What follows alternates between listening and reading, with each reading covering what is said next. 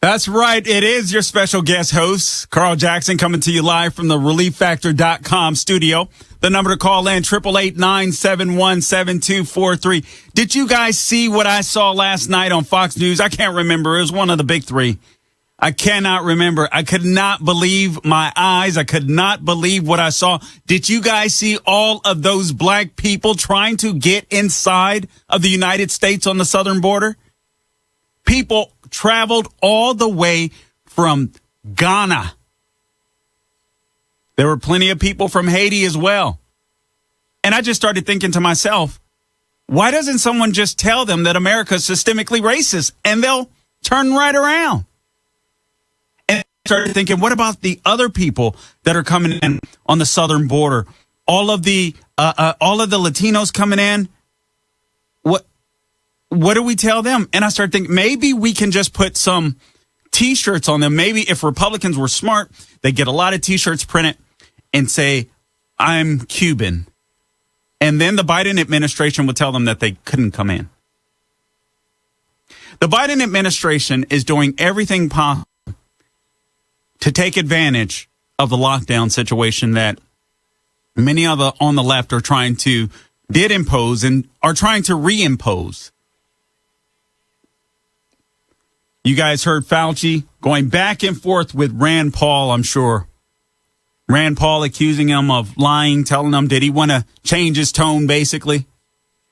You got Kathleen Sebelius recommending, hey, if you don't get that jab, then you shouldn't be able to go to work.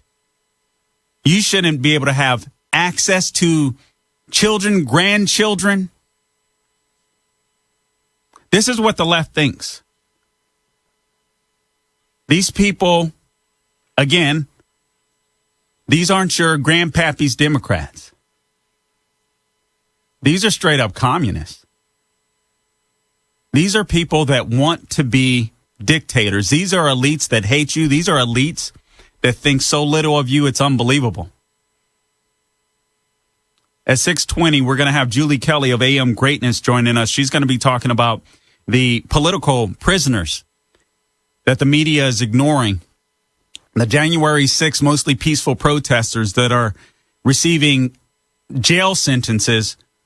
They weren't violent. They didn't do any, no type of property damage.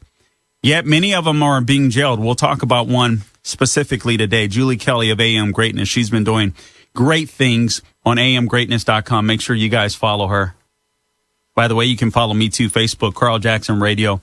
Like, share the page. Twitter at Carl Jackson Show. Several months ago, I wrote a column for Town Hall. And as I was sitting here and I overheard the back and forth between Rand Paul and fascist Fauci, and then the arrogance of Kathleen Sebelius. Hey, these little peons, they don't get the jab. They don't get to work. They don't get to go out. They don't get access to their grandchildren. Never mind the fact that now we know the efficacy of some of the vaccines are in question. And listen, I'm not an anti-vaxxer. If you want to take the vaccine, go ahead, have fun.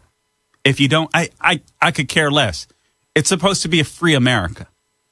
The left doesn't want it that way. They claim people like us are crazy, silly, stupid, evil, racist, xenophobic. We're out to kill other Americans, so on, etc. They deny science. It's pretty amazing. But I wrote a column, and I was looking through it today because I just wanted to, for my own sake, I just wanted to know how far we've gone. I want to encourage you guys to continue fighting. I got a call last night, and it actually really weighed heavy on me after I left the studio. And I forget the gentleman's name, forgive me. But if I recall correctly, he's an American that happens to be a descendant of Cuba. And he said, Carl, I don't see where else this will go except to some type of civil war. And that's something you don't want to hear. Nobody wants to really talk about that. Nobody wants to admit that, wait, if the left keeps going further and further and further and further to the left, what's what's next. God's willing, we won't get that far, and plenty of you will stand up and fight. Plenty of you are. Many of you are starting to go to these school board meetings and just fight for your freedom. And this is a good thing. You know, I've said on my local show plenty of times, it's quite possible that we needed to lose the presidential election in order to save the country, because despite the fact that I'm on radio, a lot of these things, and I talk about these things often, and I talk about the left, and I talk about what they're doing and what they're up to. I don't think any of us were able to comprehend just how evil the left has become and how hungry for power at all costs the left has become. But I still believe there's a window of opportunity. I do believe 2022 is a window of opportunity. I do believe, and we'll get into this into the second hour, the Arizona audit, even though it shows a lot of corruption, and we'll talk about that in detail in the second hour. The fact that we're looking at this stuff now gives me hope. Now, it's sad that it took this in order for some Republicans to wake up, but I have to be thankful for the fact that they're waking up. But I have a few questions that I want to ask you before we go to break, because I don't want you to ever forget what the left is trying to do to you. As we sit today, we have leftists in blue cities around the country that are trying to reimpose mask mandates. No scientific evidence behind it whatsoever, especially if you buy a box of masks. Go inside of wherever you shop, wherever you may find a box of those masks, and I want you to read the warnings, read the instructions, whatever box you buy, and I've picked up several just to look. They admit that they can't protect, or they don't protect against the virus. Yet, this is on the label. This is on the box. Yet we're told mask up and your lives will be saved. These people are a joke. You have to ask yourself, because we have to remember this. Places like California, where you have greasy Gavin Newsom literally trying to buy an election, and sadly many Californians falling for it. It's time to wake up. You have to ask yourself, you have to remember who these people are. Californians, you have to remember who greasy Gavin Newsom really is. How little he really thinks of you, how stupid he believes you are. He believes that he can buy you off. So ask yourself some questions. Was it worth it? Was it worth it destroying the American economy to fight this so-called novel Wuhan coronavirus? Knowing what we know now, was it worth it? Many of you are lost your jobs, laid off. Maybe some of you are in danger of foreclosure. Maybe your car is repoed or was repoed. Knowing what we know now, the survival rate, was it worth it? See, the left wants you to believe they destroyed your life. They destroyed your life in 1 year's period of time. And they want you to, hey, everything's hunky-dory. By the way, we're the safe people. We're going to keep you safe. Gavin Newsom, hey, I'm going to keep you safe from this coronavirus that's, popping up in Los Angeles County right now, by the thousands, even though our population is 10 million. Oh, this is a big deal. I'm going to save your life. People like Larry Elder can't do it. Vote for me. Guys, remember what they did to you. Was it worth it destroying the American economy to fight the Wuhan coronavirus? I have plenty of more questions, but first I'm going to deal with my guest when we get back, and that is Julie Kelly of American Greatness. I cannot wait to talk to her. I can't wait for you guys to listen to her and follow her. This is Carl Jackson sitting in for Larry Elder, the great Eldersky. The number to call in, 888-971-7243. We'll be back in a few.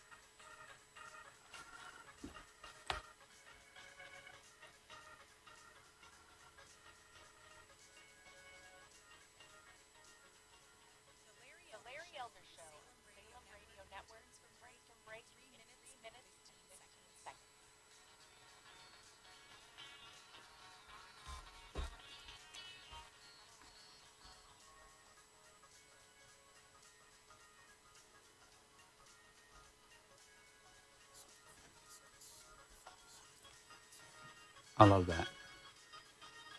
Yeah, I noticed. It worked out real well. Yeah. Get through there.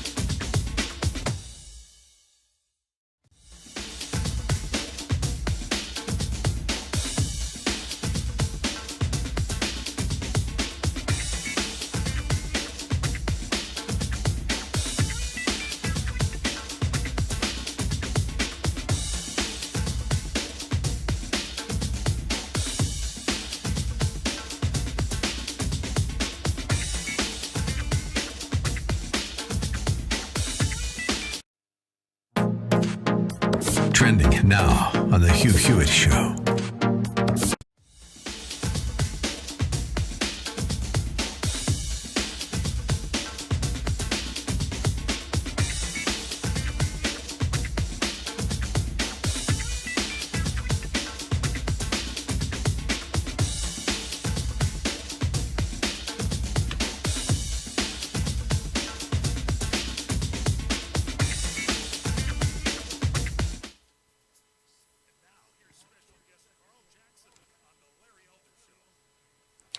All right, welcome back to the Larry Elder Show. I am your special guest host, filling in for the great Eldersky. My name is Carl Jackson. Again, you can find me on Twitter at Carl Jackson Show, Facebook, Carl Jackson Radio. Check out my website with my articles on carljacksonshow.com.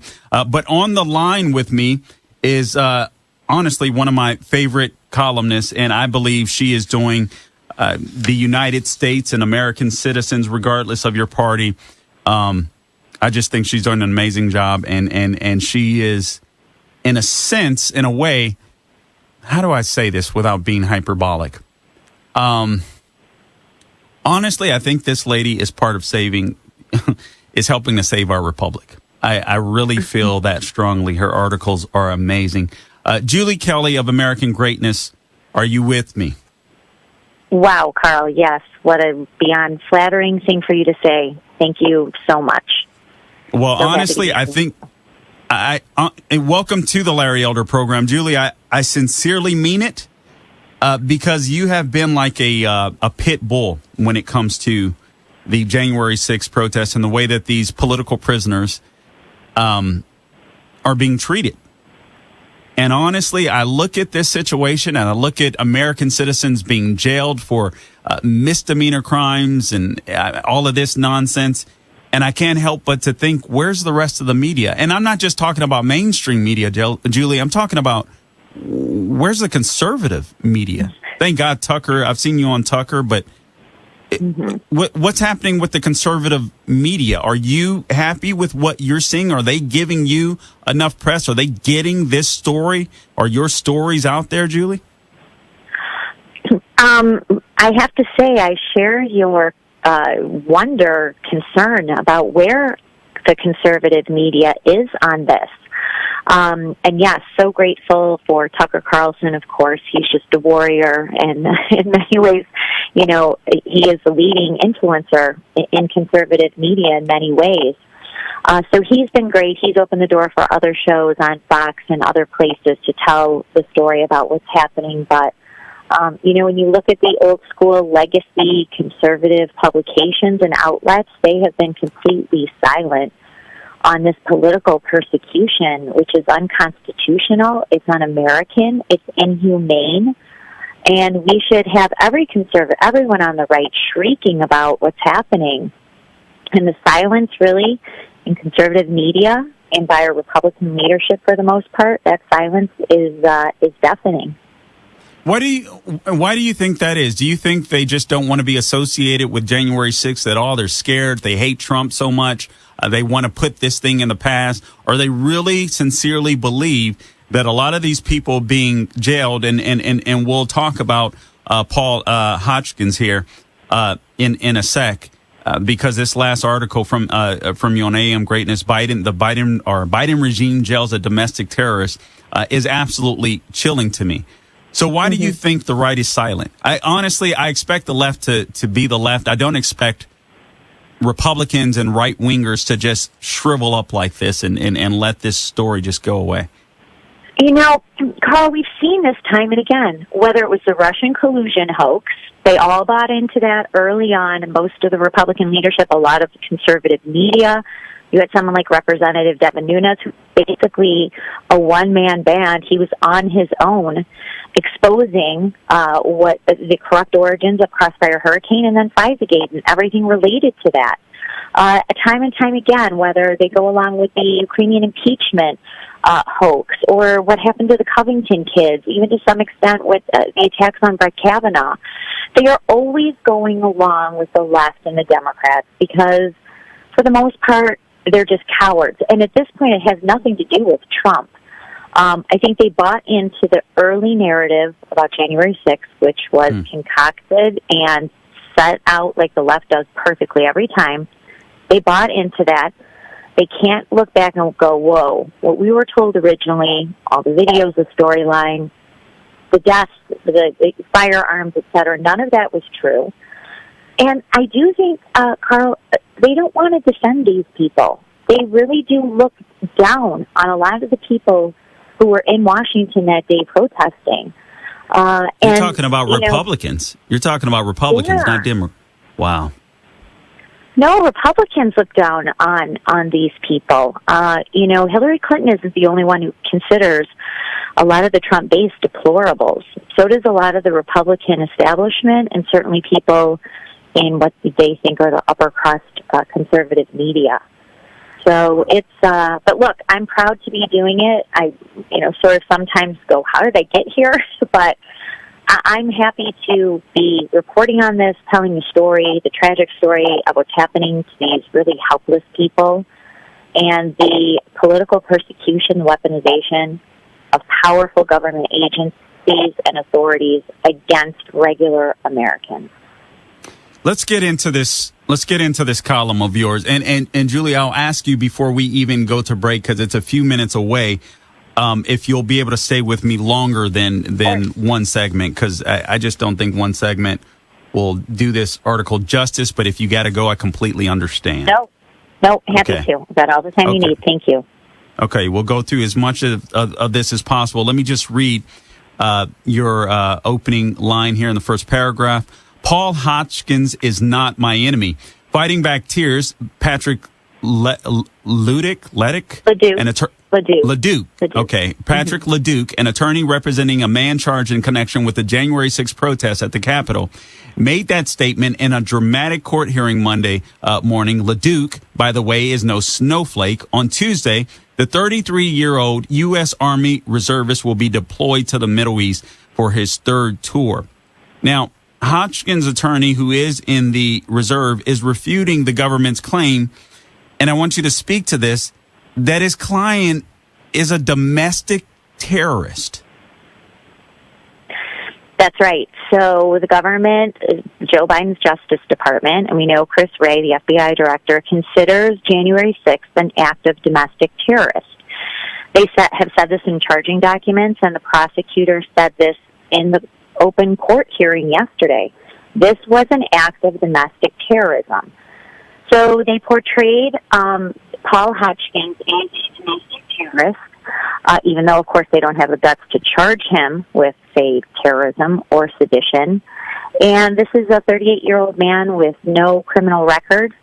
He took a bus by himself from Central Florida to Washington, D.C. He didn't bring a weapon. He didn't assault anyone. He didn't vandalize the property. He was inside for about 20 minutes and left. And for that, now he will spend 8 months in jail after he pleaded guilty to obstruction of an official proceeding, but not before the government, the judge, and the entire media have destroyed this man's life by referring to him as a domestic terrorist. Unbelievable.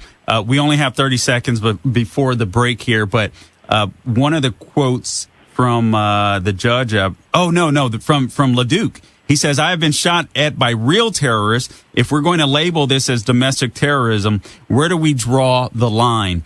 20 seconds to respond to this, Julie, before we go to break, and then we'll continue afterwards. There is no line, and the government's going to push this line as far as they can, and they're pushing it harder every day. I can talk about another hearing I listened to today as well. Unbelievable. Guys, we are speaking with Julie Kelly of American Greatness. You can follow her on Twitter at Julie_Kelly2. That's at Julie_Kelly2. Read everything this lady writes.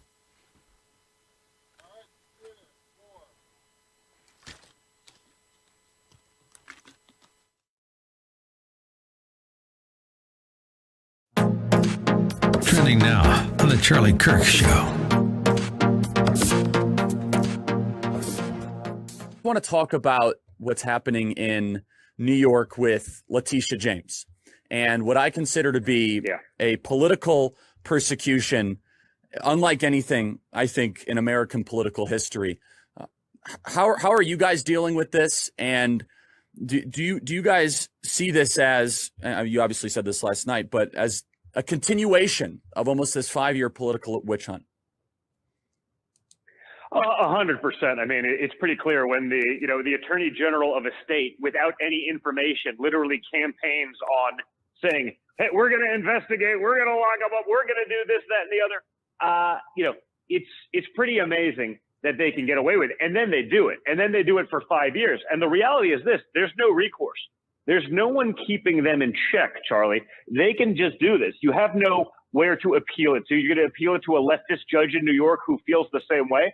They're utilizing their taxpayer-funded offices in a political vendetta to try to damage my father. And the reality is this: even after 5 years, in search of a crime, right? They've been looking for 5 years. They're getting closer, Charlie. We've been hearing this now literally for half a decade, and yet there's still nothing there. And yet, no one's stopping them. So as crime rates go through the roof in New York, as murder rates go through the roof, as businesses are going out of business because of New York's disastrous recovery response, they're spending taxpayer dollars on a political witch hunt against Donald Trump rather than, murderers. This is what's going on in America. They're outraged when this stuff happens in, Belarus recently, right?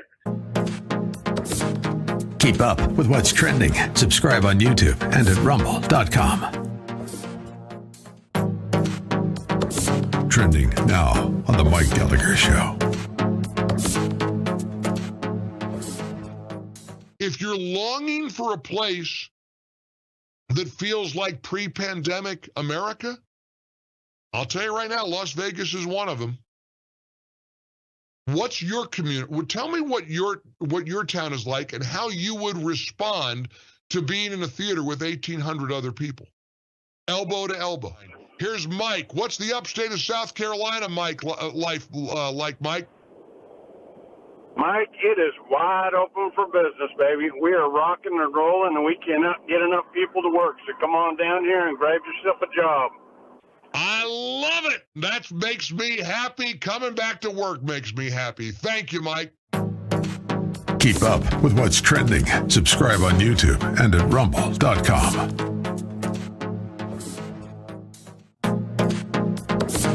Trending now on the Dennis Prager Show. There are a lot of people who would sign on to this. Needless to say, it starts in academia. In order to save the planet from catastrophic climate change, Americans will have to cut their energy use by more than 90%. And families of 4 should live in housing no larger than 640 square feet. 640 square feet is 20 by 30. Family of 4 should live in a place 20 by 30. So 4 into 600 is 150. So per person, it's 150 square feet. So it's pretty much a jail cell.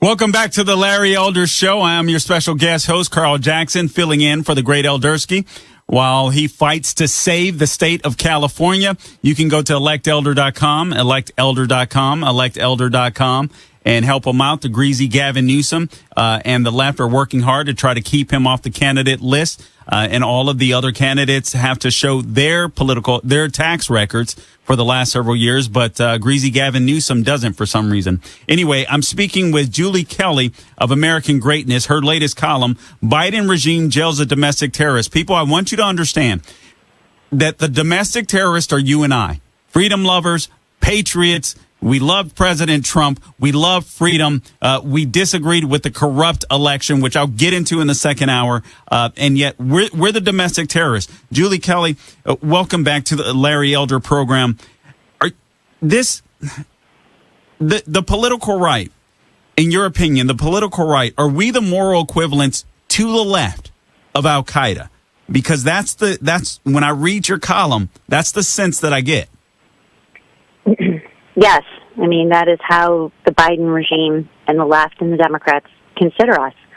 I mean, that's why they compare January 6th to 9/11 and other terrorist attacks, because So that's not just shenanigans. That they really believe this. That's exactly right. Wow. And that's why they are pursuing, they're leveraging their power at the Justice Department, at the Director of National Intelligence also is using intelligence community tools, which she's not allowed to do against Americans, but they are. DHS also is targeting domestic violence extremists. So we are the enemy, and I don't say that lightly, but it is true. And watching what's happening to these Americans, listening to these judges berate these people about what happened on January 6th, go along with prosecutors calling them domestic terrorists, etc. Trust me, I am not being hyperbolic in saying that. So when you hear this stuff daily, have you grown numb to some extent, or are you in disbelief when you watch these hearings? You know, Carl, that's a great question. I will tell you, I was in tears yesterday listening to Paul Hodgkin's hearings. And look, I don't cry, right? I mean, I don't. And I've listened to a lot of this stuff for months. But other people cried. I wrote in there, his attorney cried. I heard from a lot of people who were just reading my tweets on it that they were crying, hearing what our government was doing to this broken man, him begging for mercy, for forgiveness. At one point he said, I fully accept that Joe Biden is the respectfully, rightfully elected president of the United States, which is the kind of thing, you know, we hear out of political dissidents across the world who've been beaten into some kind of confession to acknowledge who their leader is. But he begged the judge for mercy. He said, I'll lose my job. He's a working class job anyway. He's in an apprenticeship as a mechanic. He said, I'll lose that. I'll lose the home that I rent, and I'll have to find a home for my 2 cats. And this Judge Moss, an Obama appointee, had no mercy on this man, sentenced him to 8 months in prison. He'll now be a convicted felon. He won't be able to vote, own a firearm, all sorts of things. And I'll tell you, watching the bloodlust on social media yesterday, we thought this guy got off easy for doing absolutely nothing wrong. It's not just political leaders in the media who's after us. It is rank-and-file Democrats. They want these people to suffer. And what's crazy, and this is what I want people to understand about this young man, Hodgkins, Paul Hodgkins, that's been sentenced to 8 months.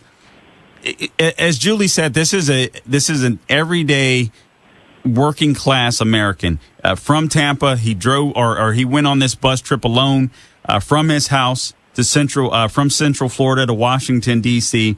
The guy just loves Trump. That's right. He's never committed a crime. He's never committed a crime. This guy is about to get 8 months in prison, and he did nothing but walk into the Capitol building and take a selfie with the Trump flag. No violence, no weapons, no anything. Is that correct, Julie? I'm glad you brought up the Trump flag, because both the prosecutor and Judge Moss were highly offended that Paul Hodgkins defiled the Capitol building, the well of the Senate, by hoisting a Trump flag. And Judge Moss actually said to him, sentencing, you chose a man. You chose loyalty to a man. 10 seconds, Julie. Can you stay one more with me? 10 seconds. Yep. Yeah, okay. Happy to. All right. So I'm talking to Julie Kelly of American Greatness. I'm sorry, I just can't get enough. I want you guys to hear this. Julie_Kelly 2, American Greatness. We'll be back in a few.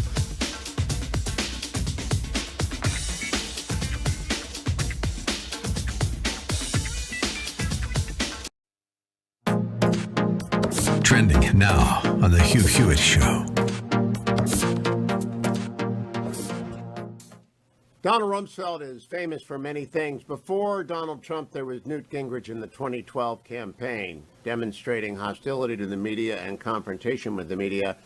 But before there was Newt Gingrich, there was Donald Rumsfeld, demonstrating command of the media. Most famous for his combination of command and concise knowledge is this cut, which is his most famous response to a question. There are reports that there is no evidence of a direct link between Baghdad and some of these terrorist organizations. There are known knowns. There are things we know we know.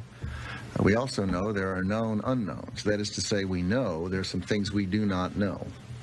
But there are also unknown unknowns. The ones we don't know, we don't know. Excuse me, but is this an unknown unknown? I'm not. Several unknowns, and I'm just wondering. I'm not going to say which it is. But Mr. Secretary, I'm right here. I'm right here. See, Rumsfeld knew exactly what he was doing. It makes perfect sense, and that's why his memoir is known as Known Unknowns.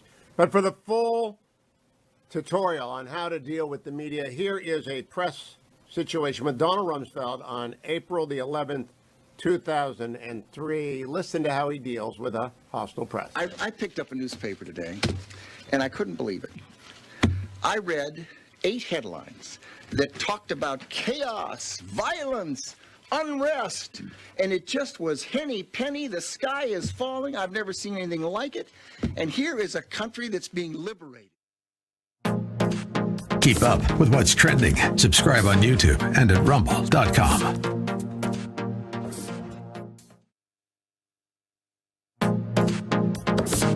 Trending now on the Eric Metaxas Show. Great. We've had 6 months of the new administration. It is the farthest thing from moderation that the government has ever seen, and it is the fastest track to extremism that we've ever had elected. But Kevin, how did I know that in advance? Why in my debate with David French did I know this and you knew this? There was no question in my mind. So the fact that this has now happened, part of me wants to say, ha ha, but it's just too sad to say ha ha. This is something that I warned against and you warned against and others warned against, because we knew that the consequences are devastating. Keep up with what's trending. Subscribe today at rumble.com. Trending now on America First with Sebastian Gorka. I had studied Marxist history, beginning with Marx and Engels' Communist Manifesto from 1848. And when I first studied that and saw in section 1 of the manifesto what you can recognize as what's called the oppressor versus oppressed narrative of human history, a whole bunch of stuff that was taking place in our country began to become exceptionally clear to me. And I began to piece together a lot of the what I'll call militant impulse that was manifesting in society as time went on. And there's a victimhood ideology. There's concept.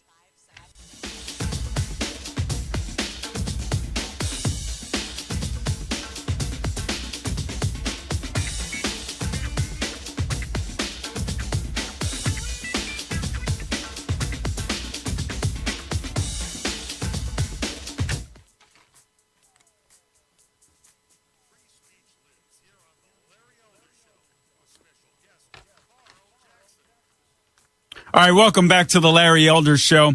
On the line with me is our special guest, Julie Kelly of American Greatness. Again, follow her on Twitter at Julie_Kelly and the number 2.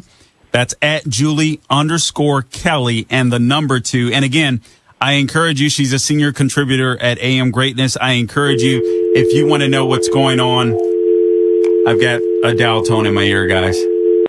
If you want to know what's going on with the protesters from January 6th, I encourage you to read everything she puts out. It's in great detail. She does a great job of giving you a lot of detail, yet making it succinct and digestible at the same time. We were talking about the Trump flag before we went to the break. Julie, what can you tell me about this gentleman, Paul Hodgkins, and the Trump flag, and how is that Julie? Did we lose her? Okay. All right. Well, hopefully Julie will call back. Hopefully Julie will call back in. Let me just go through some of this. Okay. Are you there? Okay. You were telling us before we went to the break, the animus, I believe, is what the judge was showing towards this gentleman, Paul Hodgkins, due to this Trump flag, or you were getting ready to tell us something about the Trump flag. So he basically said that Paul Hodgkins chose loyalty to Donald Trump over his country. He could not get past that. Of course, a lot of people think supporting your president is supporting your country at the same time, but these people are traitors. They didn't get on the Biden bandwagon, and so this is part of their punishment. But he said a lot of other crazy things, that this is a stain on the happy history of our country, that law enforcement and lawmakers will live with the emotional scars of January 6th for the rest of their life. This is a grown man, by the way, a federal judge who's saying this, not a teenage girl, And so this is just this sort of overblown, overdramatic rhetoric that I hear in these court hearings over and over. So they're just ranting from the bench, these diatribes that they have targeting Trump supporters.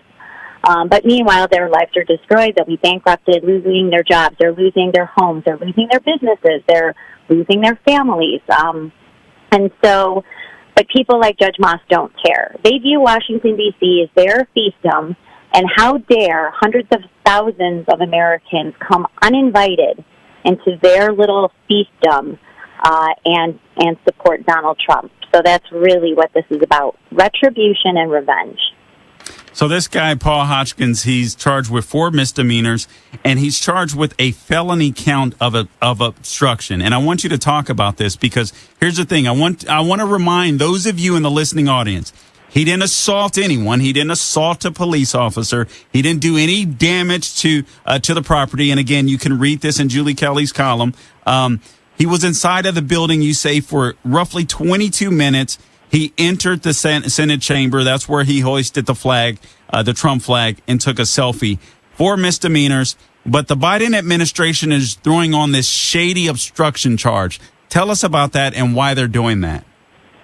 So this is exactly the intent. It's called obstruction of an official proceeding. It was a law that was passed in 2002 post-Enron. It's actually aimed at white-collar criminals who are trying to evade congressional investigations or prosecution. It was never intended for political protesters. In fact, when George W. Bush signed the law, he specifically said this should not be used to quell political speech and political protest. Well, that's exactly what the Biden administration is doing. Roughly 200 people have had this felony added to mostly misdemeanor cases, which is exactly what happened to Paul Hodgkin. So this is a way to make them convicted felons and a way to get jail time so the Biden Justice Department can brag about all the scalps that they've collected next year in the midterms, how many people are convicted felons, how many people have gone to jail, when really it comes down to what they're charging, a silly, ridiculous obstruction charge, which has not applied to any other political protests we've seen over the past few years. This is what scares me about this is what you said, how the rank and file just buy into this. They're fed all of this nonsense, whether it's CNN, MSNBC, Twitter, wherever it may be. They're fed this stuff, and the Biden administration has done a great job of dividing Americans, all the while blaming Trump and all this kind of nonsense. But honestly, I've even experienced in my own personal life, Julie, where a friend of mine found out, didn't know, I don't know why, because we've been friends for years, found out that I voted for Trump in 2020, and the guy straight up told me he couldn't take me seriously anymore. I could not believe it, but I was like, okay, at least I know where you stand. This is somebody that's very far, to the left, but we always manage to get along and talk and have great conversation. Yet this time he drew the line. And I'm like, okay, well, you weren't worth having as a friend, I guess. So, but it's pretty amazing. But it is scary because what people don't understand, I think why I'm very sympathetic to this is because this is BC, for all of you in the listening audience, this is over 20 years ago when I was not following Christ. I did stupid stuff. I broke the law. I went to jail. I did not want to be there. It was a miserable experience. And I can tell you, Julie, there's people that belong in jail, honestly. So I thank God for the men in blue who put those people behind bars. And there's some people you go in there and you're like, you know what? They're going to do okay when they get out. They shouldn't be here. They made a stupid mistake. But I look at these protesters, their lives are being permanently changed. They're being permanently destroyed, as far as their civil liberties, financially. And I'm like, there's just no compassion because we're just right versus left. We're Republican versus Democrat. And it seems like the Biden administration has us, at least in this regard, where they want us. How do you respond to that? I mean, I agree. Obviously, it's a terror campaign that they've unleashed on regular Americans. And it's not just the people who are arrested, some who are dragged to this jail in D.C. where we have people spending months there under pretrial detention orders. They signed off on another one today. Robert Morse, remember the guy with the Legos that they found? Yes. He's an Army Ranger, 3 tours in Afghanistan, a high school history teacher in Pennsylvania. And he'll go to this D.C. jail now. Yep. Unbelievable. Julie Kelly of American Greatness, thank you for joining us on the Larry Elder Show. I really appreciate you. We'll be back in a few. Thank you for having me and all the time. Thanks.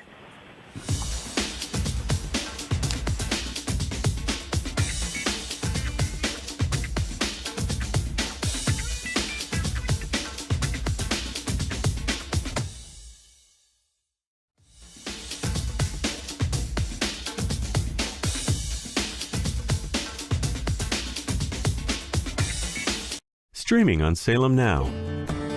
Surprise! Sharon and I. Sharon and you what? Things just happened. My girlfriend and my best friend. You got 30 days to grow up, son. Nathan Hannigan! It is good to have you home. Nona, it's Nathan. Well, you don't mind my giving her your room, do you? Really, though, thanks for thinking of me for this position. I thought about you first. Come on, growing up, I had a huge crush on you. There are things that we all need to change about ourselves, but we can't blame God because He helps us change. Stream on your phone, tablet, or TV. Look for Salem Now in the App Store or go to salemnow.com. Trending now on the Eric Metaxas Show. Two things are happening. One is that parents across the board are starting to speak up and not take this anymore. You've seen in Loudoun, Virginia, on the critical race theory issue just the last couple of weeks, school board meetings where parents have lined up by the hundreds. They are unloading on these school boards. I have seen people activate in ways that I didn't see them in the prosperous years of President Trump. People are mad. This is not the way life goes. And to your point about girls that are competing with all of their might and they're falling short, they're not just giving up on the dream of winning that race. They're losing college scholarship opportunities. 2 years ago in Connecticut, in the high school girls track division, 15 state all-time records were shattered by two boys that ran as girls in that division. But the leaders of the state let this happen, Kevin. Can you imagine adult grown men and women elected to these positions, intelligent professional people, let this happen? Those people should be hung out to dry. Those people should have people go to their homes and say, demand that either you change this or you need to resign. What is the key between those local officials and the Biden administration? I mean, Biden came into office and said, we're gonna not just protect transgenders' ability to compete in women's divisions, we're gonna expand it. And he's tried to force down executive orders on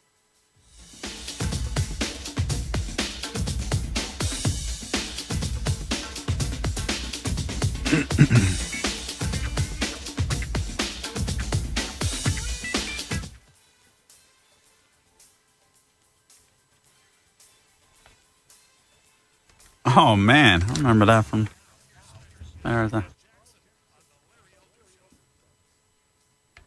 Hey, welcome back to the Larry Elder Show. I am your special guest host, Carl Jackson, filling in. The number to call in, 888-971-7243. Again, I encourage you to check out Julie Kelly's articles on AM Greatness. Her latest, Biden regime jails a domestic terrorist. Again, follow her at Julie_Kelly too, because what we have are the left has succeeded at we're enemies now. You're either a Republican or Democrat left or on the right.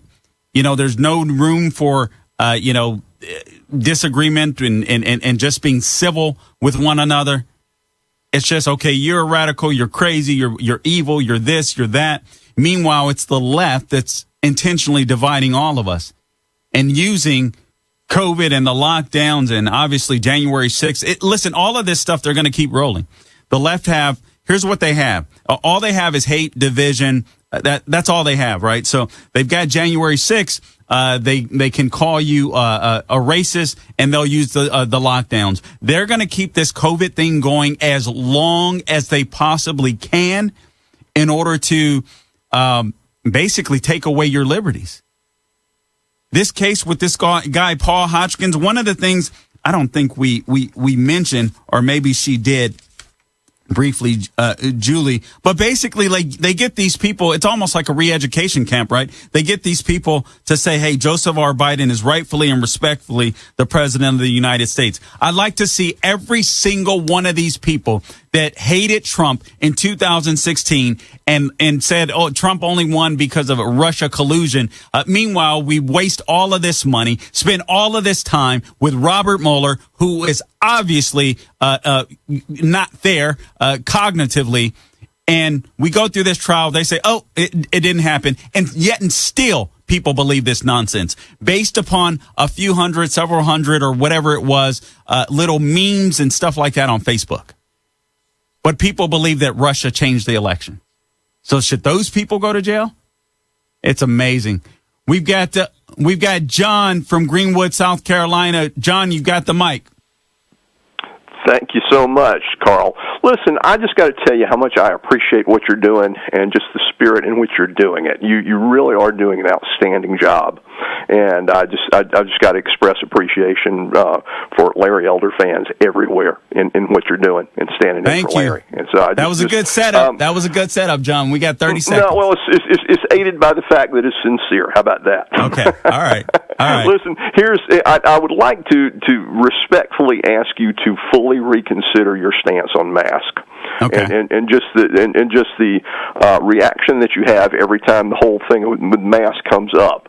And this is something that I've noticed about all Salem hosts right now. I mean, it just seems as if there's this anti-mask bias going on. Nobody in particular, Dennis Prager. John, we only got a few seconds. I'll answer this on the other side. Thank you for the call. I'm not anti-mask. I'll explain on the other side. We'll be back in a few.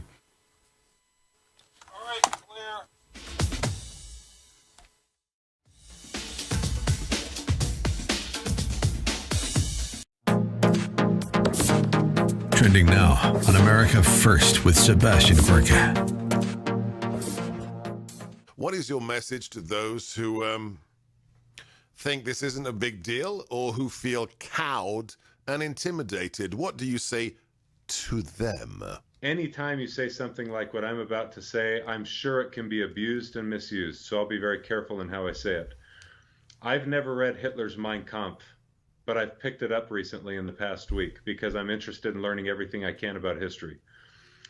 After spending just a day with his Mein Kampf, the spirit and essence of his race hatred that shows up in that book, a set of two books, is very similar to what I'm seeing show up in How to Be an Anti-Racist. Keep up with what's trending. Subscribe today at rumble.com. Trending now on the Charlie Kirk Show.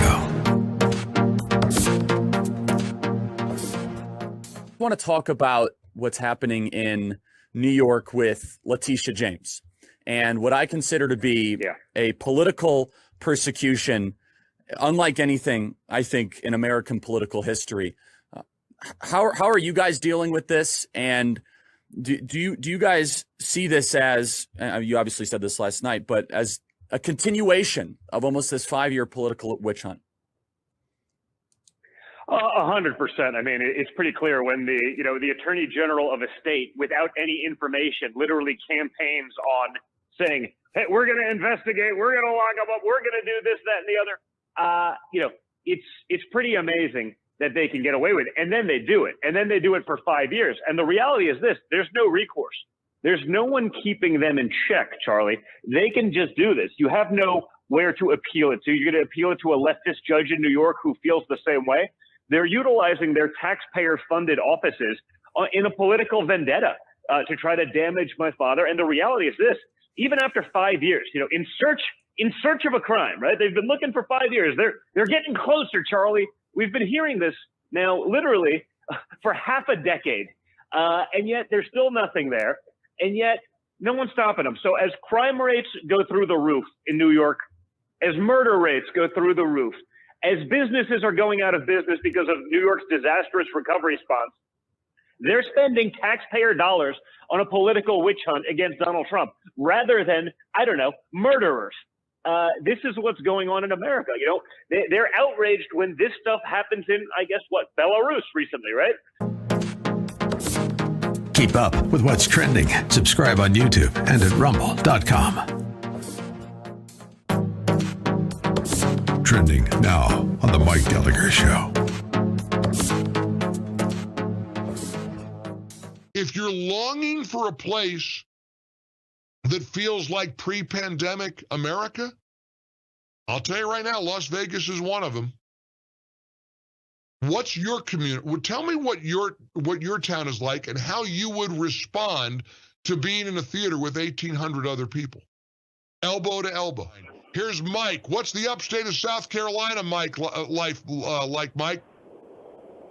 Mike, it is wide open for business, baby. We are rocking and rolling, and we cannot get enough people to work. So come on down here and grab yourself a job. I love it. That makes me happy. Coming back to work makes me happy. Thank you, Mike. Keep up with what's trending. Subscribe on YouTube and at rumble.com. Trending now on the Dennis Prager Show. There are a lot of people who would sign on to this. Needless to say, it starts in academia. In order to save the planet from catastrophic climate change, Americans will have to cut their energy use by more than 90%. And families of 4 should live in housing no larger than 640 square feet. 640 square feet is 20 by 30. Family of 4 should live in a place 20 by 30. So 4 into 600 is 150. So per person, it's 150 square feet.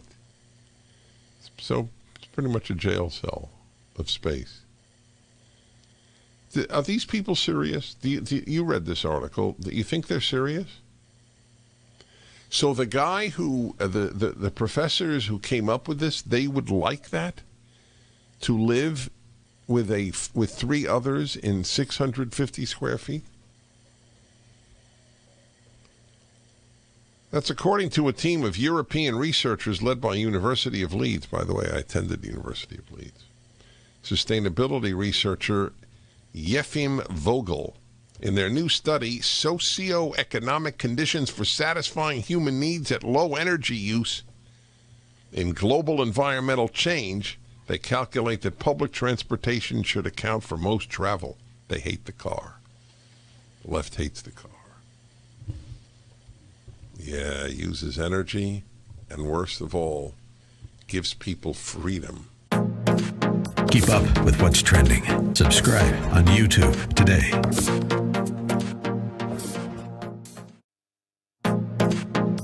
Trending now on The Hugh Hewitt Show. Donald Rumsfeld is famous for many things. Before Donald Trump, there was Newt Gingrich in the 2012 campaign, demonstrating hostility to the media and confrontation with the media.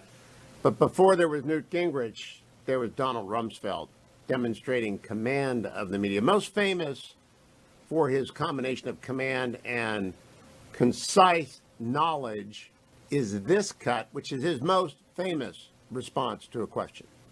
There are reports that there is no evidence of a direct link between Baghdad and some of these terrorist organizations. There are known knowns. There are things we know we know. We also know there are known unknowns. That is to say, we know there are some things we do not know. But there are also unknown unknowns. The ones we don't know, we don't know.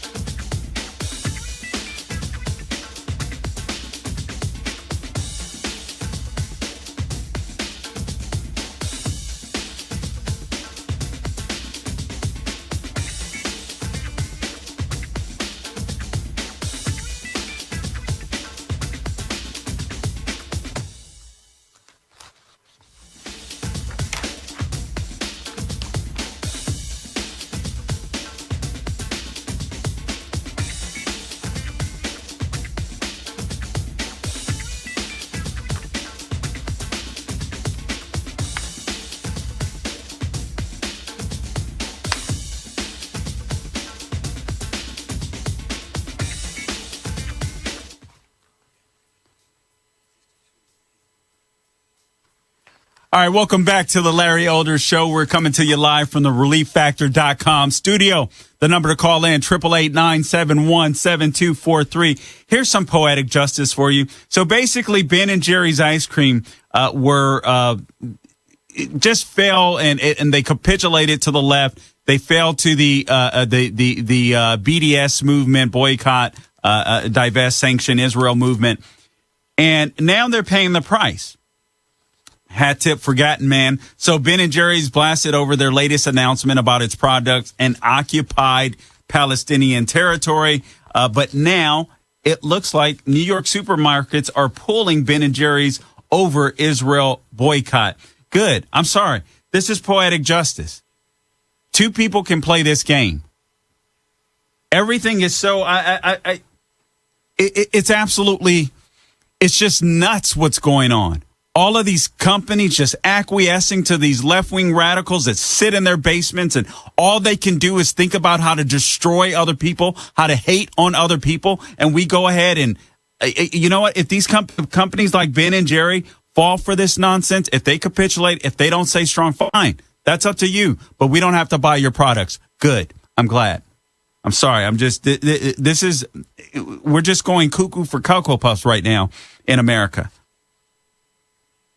Again, just real quickly, I just want to touch, before I go back to the lines, I just want to reiterate this Julie Kelly story. I don't know if it bothers you as much as it bothers me. Maybe it is because I've gone to jail. But I take this seriously. Americans, this guy, I don't pretend like he's a Democrat.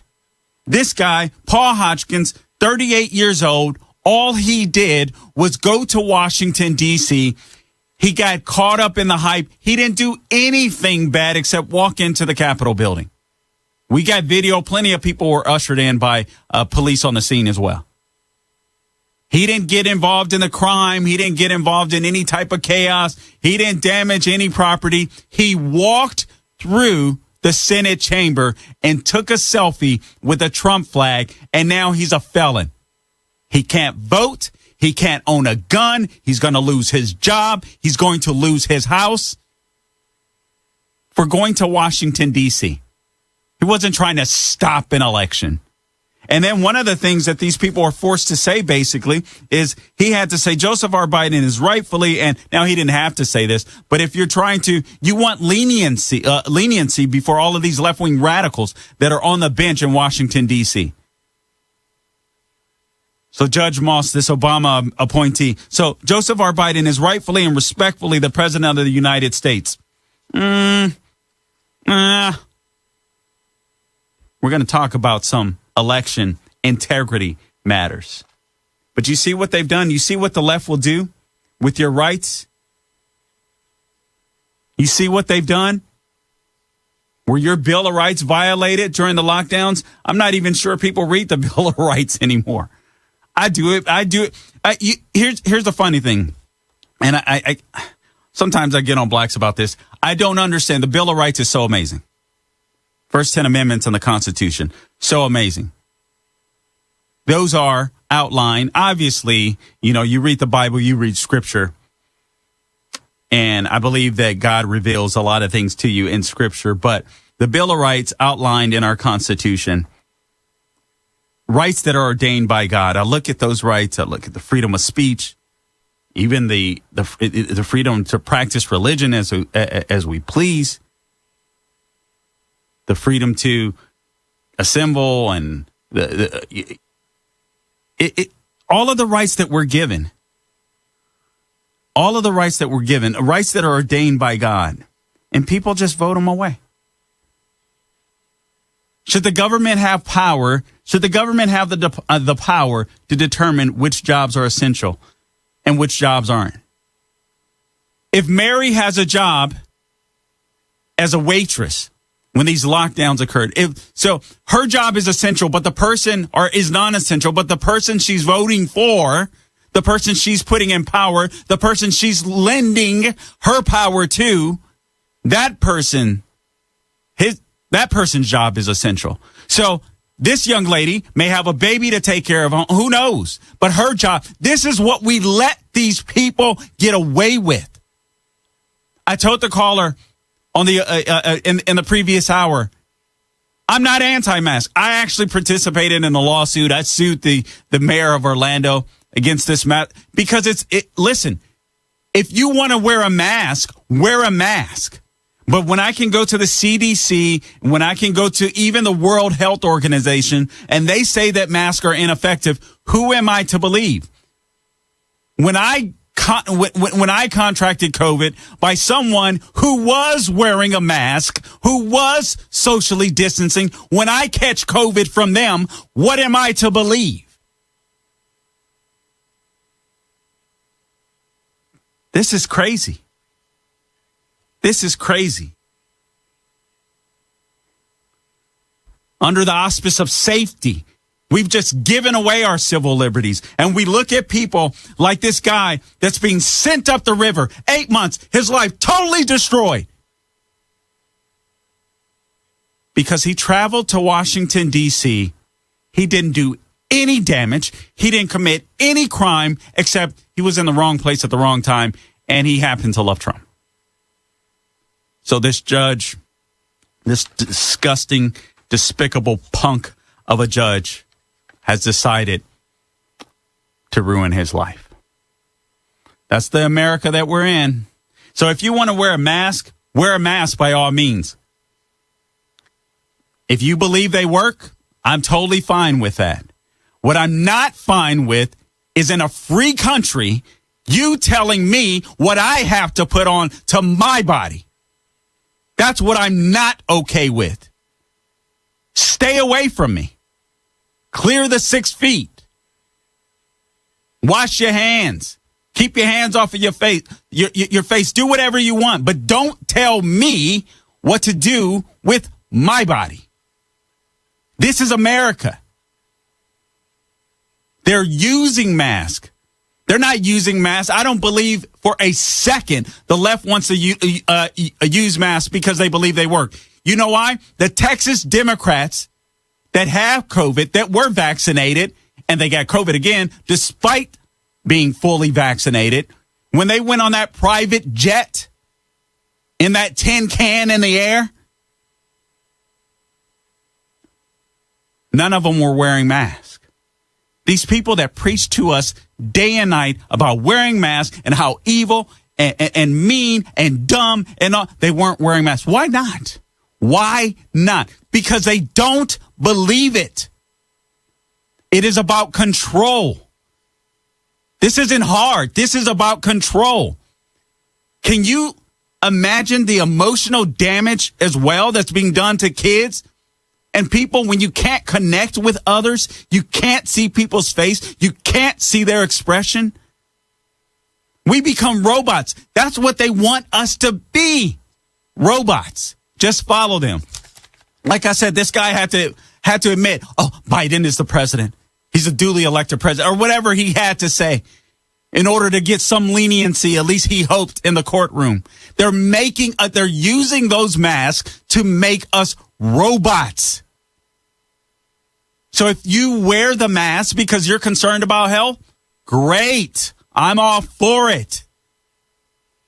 But when I understand why they're really imposing these mask mandates, now I understand the rank and file, the everyday Democrat, they really believe this stuff. I get it. That's fine. I'm okay with that. I'll respect them if they want to wear a mask. But this is America, doggone it. And don't tell me that I can't be free in my country. That's what I am sick and tired of.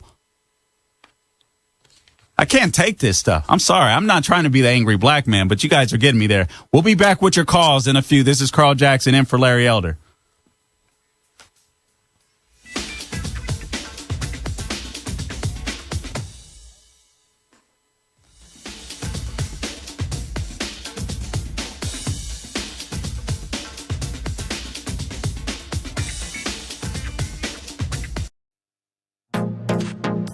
Trending now on the Hugh Hewitt Show. Donald Rumsfeld is famous for many things. Before Donald Trump, there was Newt Gingrich in the 2012 campaign, demonstrating hostility to the media and confrontation with the media. But before there was Newt Gingrich, there was Donald Rumsfeld demonstrating command of the media, most famous for his combination of command and concise knowledge is this cut, which is his most famous response to a question. There are reports that there is no evidence of a direct link between Baghdad and some of these terrorist organizations. There are known knowns. There are things we know we know. We also know there are known unknowns. That is to say, we know there are some things we do not know. But there are also unknown unknowns. The ones we don't know, we don't know. Excuse me, but is this an unknown unknown? I'm not. Several unknowns, and I'm just wondering. I'm not going to say which it is. But Mr. Secretary, I'm right here. I'm right here. See, Rumsfeld knew exactly what he was doing. It makes perfect sense, and that's why his memoir is known as Known Unknowns. But for the full tutorial on how to deal with the media, here is a press situation with Donald Rumsfeld on April the 11th, 2003. Listen to how he deals with a hostile press. I picked up a newspaper today, and I couldn't believe it. I read 8 headlines that talked about chaos, violence, unrest, and it just was henny penny. The sky is falling. I've never seen anything like it. And here is a country that's being liberated.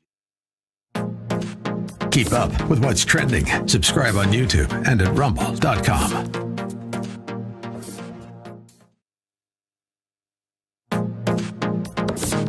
Trending now on the Eric Metaxas Show.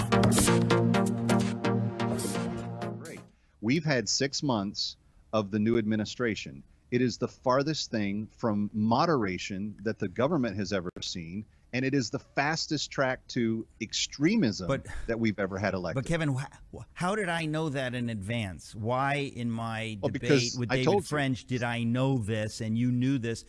There was no question in my mind. So the fact that this has now happened, part of me wants to say, ha ha, but it's just too sad to say ha ha. This is something that I warned against and you warned against and others warned against because we knew that the consequences are devastating.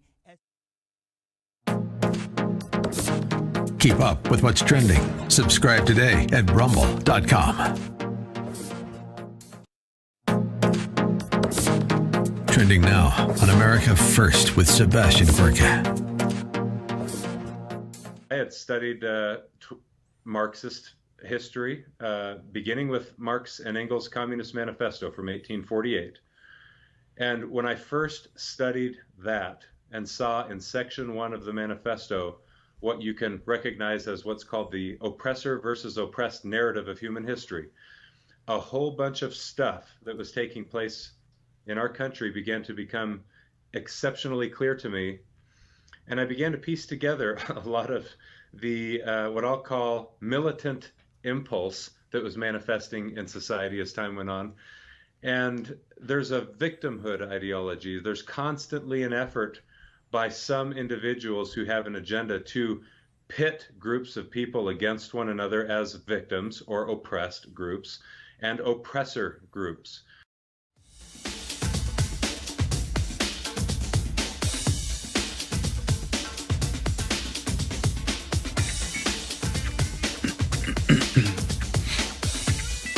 American Financing. Homeowners who have not taken advantage of today's low interest rates are overpaying their mortgage. Make sure this isn't you. It just takes a 10-minute call to American Financing, America's home for home loans. Take advantage of a free, no-obligation mortgage review. There's no pressure, no upfront or hidden fees. It really is a quick and easy way to see if you can add hundreds, maybe even $1,000 back to your monthly budget, all without starting your term over. That's right. You can choose any term, 10 years and over, but you've got to call American Financing. And you've got to do it now before rates rise. Call 866-886-2026.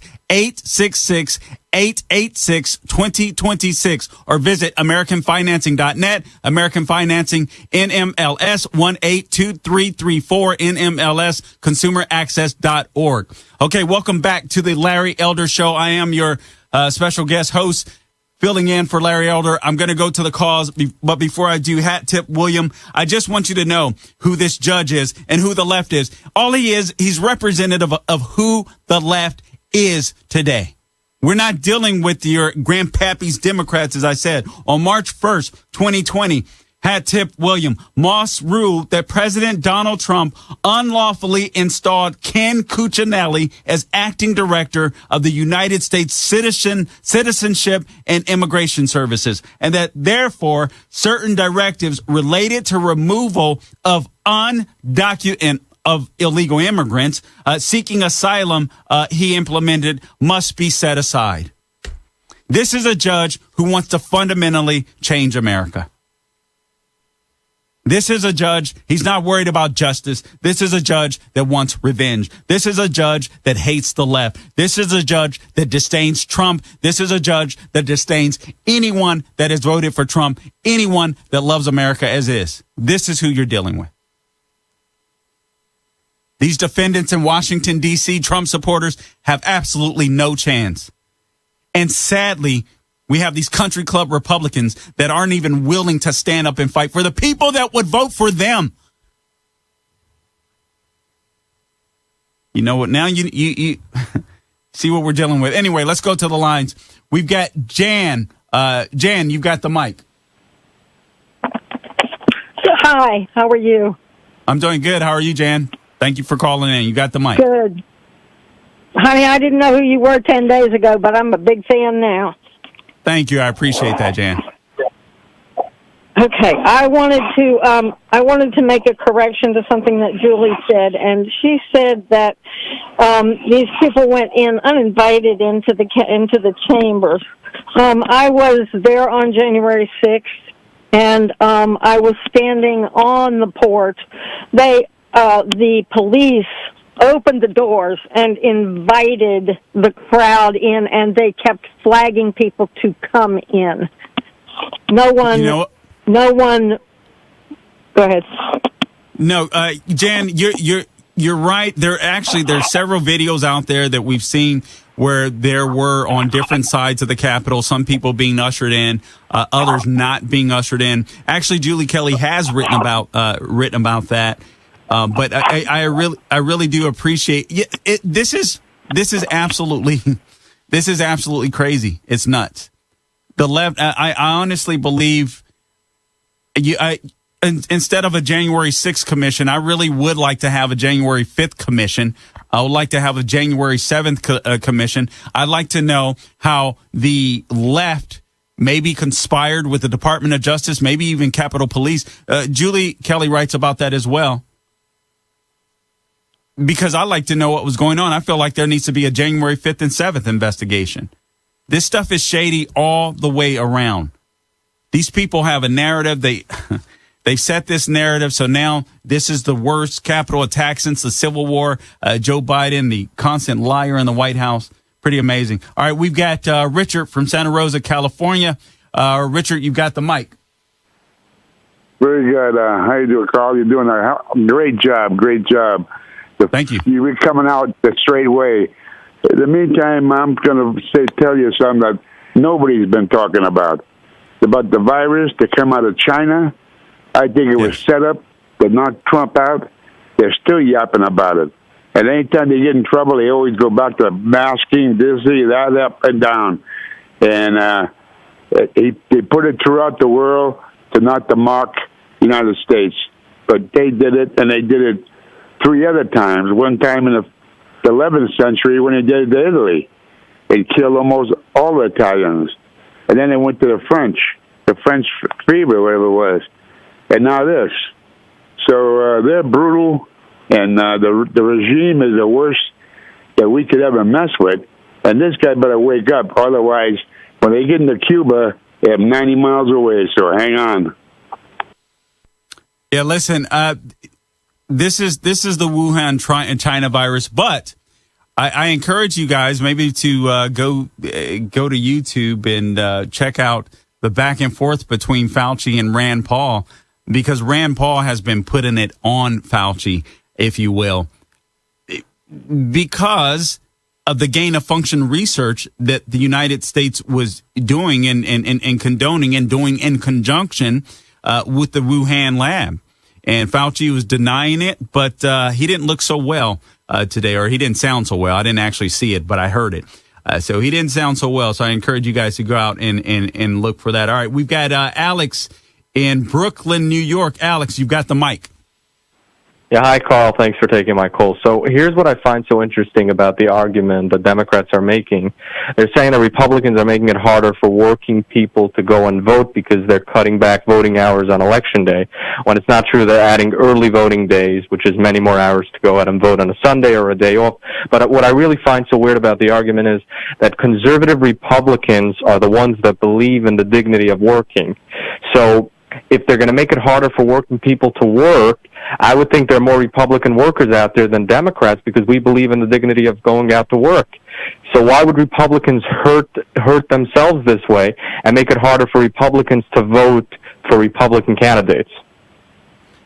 You know what? I don't believe that they're making it harder to vote. I mean, I appreciate the call. I don't believe that. But here's one thing that Republicans do when they like their candidates. And when honestly, I believe they're going to show up in masses in 2022. They're going to find a way to vote. They're going to find a way to vote. I think some Republicans in Georgia made a big mistake by not going out to vote in the senatorial election. But we'll get into the Georgia numbers as well. This whole election, the whole 2020 election was shady. We all know it. I'm sorry. I'm sorry. There's no mechanism to change anything. But I'm sorry. I went to bed at night. Trump had easily won Florida, Ohio. Trump was kicking butt in most of the swing states. I go to bed. I fall asleep for just a couple of hours. I wake up and wow, so amazing. Biden is taking over the swing states. He didn't do well anywhere else. He performed worse than Hillary virtually everywhere else. But in the swing states where it mattered, overnight, Biden did a wonderful job. Something smells fishy. Something is fishy. This is Carl Jackson in for Larry Elder in the ReliefFactor.com studio. We'll be back in a few.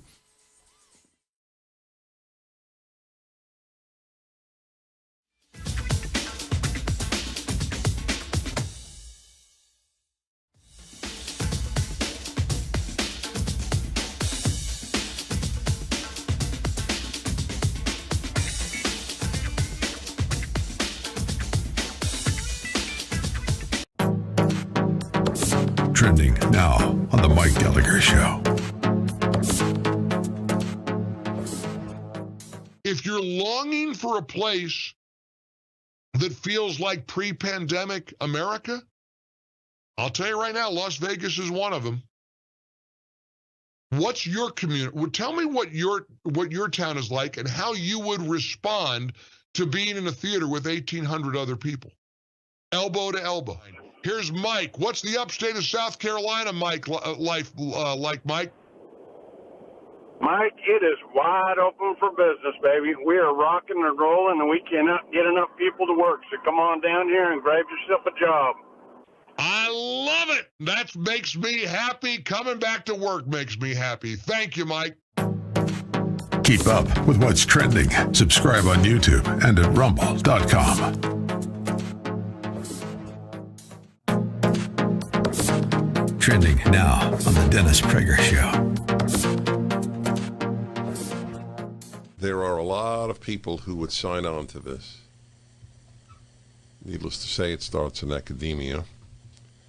In order to save the planet from catastrophic climate change, Americans will have to cut their energy use by more than 90%. And families of 4 should live in housing no larger than 640 square feet. 640 square feet is 20 by 30.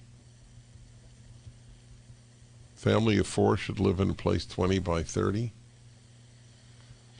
So 4 into 600 is 150. So per person, it's 150 square feet. So it's pretty much a jail cell of space. Are these people serious? You read this article. Do you think they're serious? So the guy who, the professors who came up with this, they would like that? To live with 3 others in 650 square feet? That's according to a team of European researchers led by University of Leeds. By the way, I attended the University of Leeds. Sustainability researcher Yefim Vogel. In their new study, Socioeconomic Conditions for Satisfying Human Needs at Low Energy Use in Global Environmental Change, they calculate that public transportation should account for most travel. They hate the car. The left hates the car. Yeah, it uses energy, and worst of all, gives people freedom. Keep up with what's trending. Subscribe on YouTube today.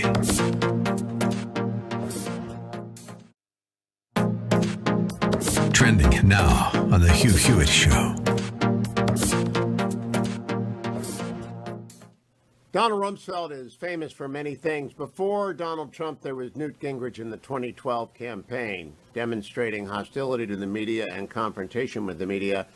But before there was Newt Gingrich, there was Donald Rumsfeld, demonstrating command of the media. Most famous for his combination of command and concise knowledge is this cut, which is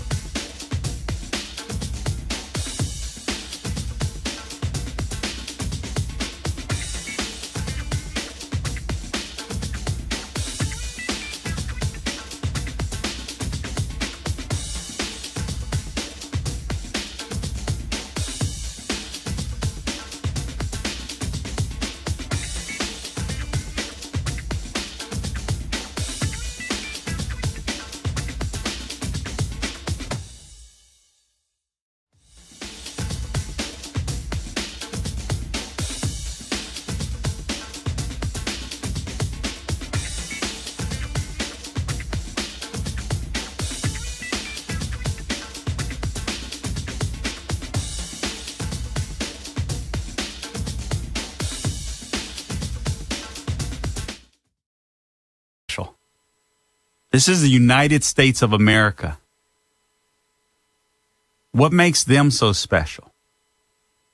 See, I always hear people say it, but I'm not convinced so many people believe it, especially Democrats. They work for us. They work for us. You hear it all the time. See, I believe it. They work for us, and they're turning against us. And we're giving them more power every time you take welfare checks or what. All you're doing is empowering the state. But the state can't care about you because the state does not know you. It's pretty amazing. It's pretty amazing how far we've slipped in just a matter of 1 year. It's unbelievable. Then what do we have to do? What should we do to keep foreign pandemics out of our country and prevent another shutdown? What do we need to do? I got a solution. Why don't we seal the border? Why do we have open borders? Good. All right. So here's another reason we know the Democrats are complete frauds on this issue. Besides the fact that they'll hightail it from Texas to Washington, D.C. in a tin can where some of them contract COVID. The White House lies about it. Apparently, VP Kamala Harris had to be tested.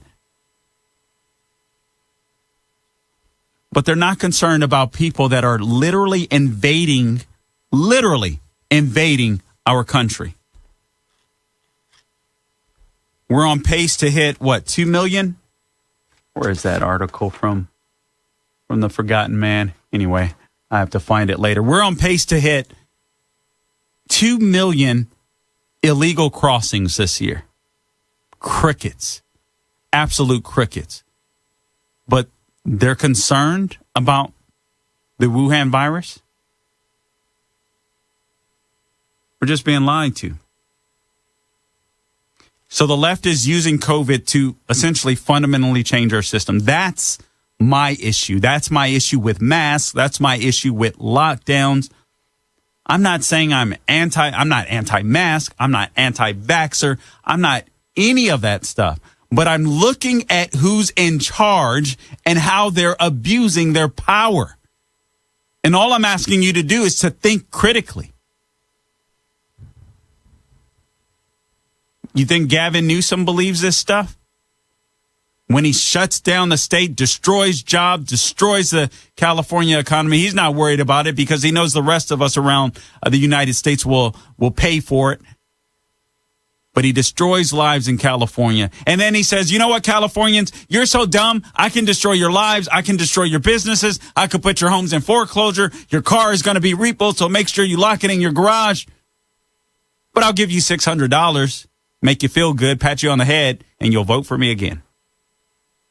That's who the left is. So they use COVID to fundamentally change America. Our medical supplies. What are we going to do about that? Where are the Republicans talking about this? Are we going to continue to trust a communist country with our medical supplies, with our very lives?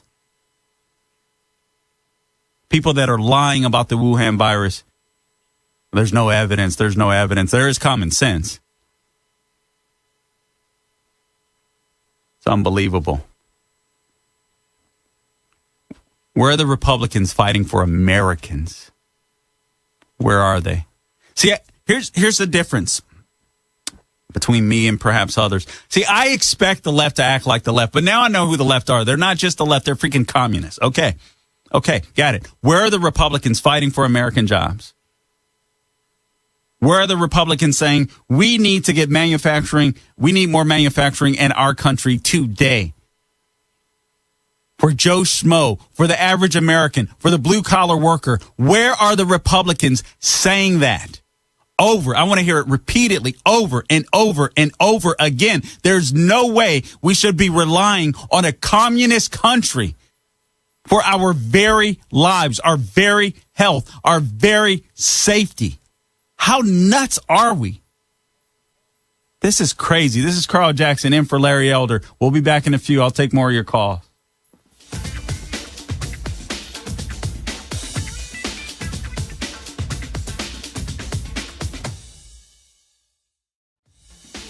Streaming on Salem Now. Surprise! Sharon and I. Sharon and you what? Things just happened. My girlfriend and my best friend. You got 30 days to grow up, son. Nathan Hannigan! It is good to have you home. Nona, it's Nathan. Well, you don't mind my giving her your room, do you? Really though, thanks for thinking of me for this position. I thought about you first. Come on, growing up, I had a huge crush on you. There are things that we all need to change about ourselves, but we can't blame God because He helps us change. Stream on your phone, tablet, or TV. Look for Salem Now in the App Store or go to salemnow.com.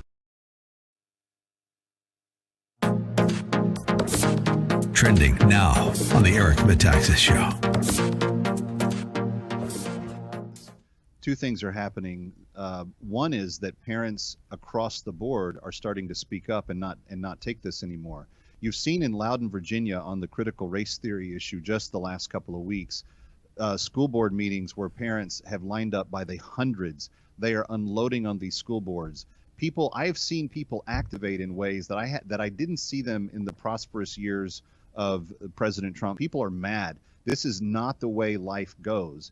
And to your point about girls that are competing with all of their might and they're falling short, they're not just giving up on the dream of winning that race. They're losing college scholarship opportunities. 2 years ago in Connecticut, in the high school girls track division, 15 state all-time records were shattered by two boys that ran as girls in that division. But the leaders of the state let this happen, Kevin. Can you imagine adult grown men and women elected to these positions, intelligent professional people, let this happen? Those people should be hung out to dry. Those people should have people go to their homes and say, demand that either you change this or you need to resign. What is the key between those local officials and the Biden administration? I mean, Biden came into office and said, we're gonna not just protect transgenders' ability to compete in women's divisions, we're going to expand it. And he's tried to force down executive orders on the public schools across the country to adopt it. They haven't all gone with it, and some states are fighting it pretty aggressively. Florida and Texas have told him to go pound sand. That's what should be happening.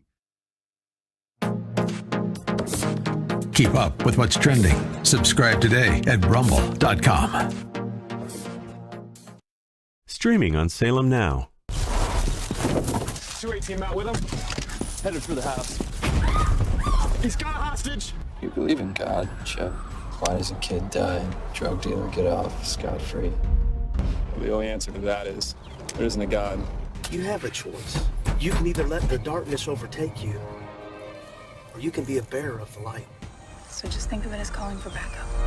Officer down, officer. You're the one God's called to be a shepherd. Keeper, do you know who I am? You are the author? I am. I don't know you. Keeper, it's your son. Hurry it up. Time is short.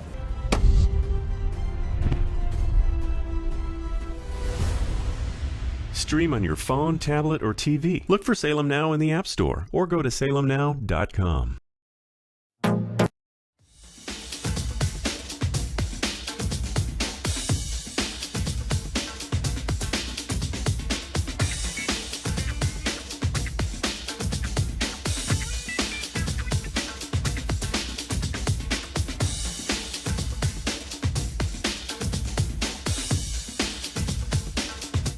Pure Talk USA. Take a look at your cell phone bill. If you're with Verizon, AT&T, or T-Mobile, you're paying too much. I want you to switch to Pure Talk. Pure Talk can save your family over $800 a year. Yes, the same great coverage because Pure Talk is on the exact same network as one of the big three, but a fraction of the price. And switching is as easy as switching out your SIM card. You can keep your phone, keep your number, or get huge discounts on the latest iPhones and Androids. I got the iPhone SE and I love it. Plus right now, get unlimited talk, text, and 6 gigs of data for just $30 a month. And if you go over on data, they don't charge you for it. There's a reason Pure Talk is the highest rated wireless company by Consumer Affairs, why they're the preferred wireless partner of AMAC. From your cell phone, dial pound 250 and say Larry Elder and save an additional 50% off your first month. And that's pound 250, say Larry Elder. Pound 250, say Larry Elder.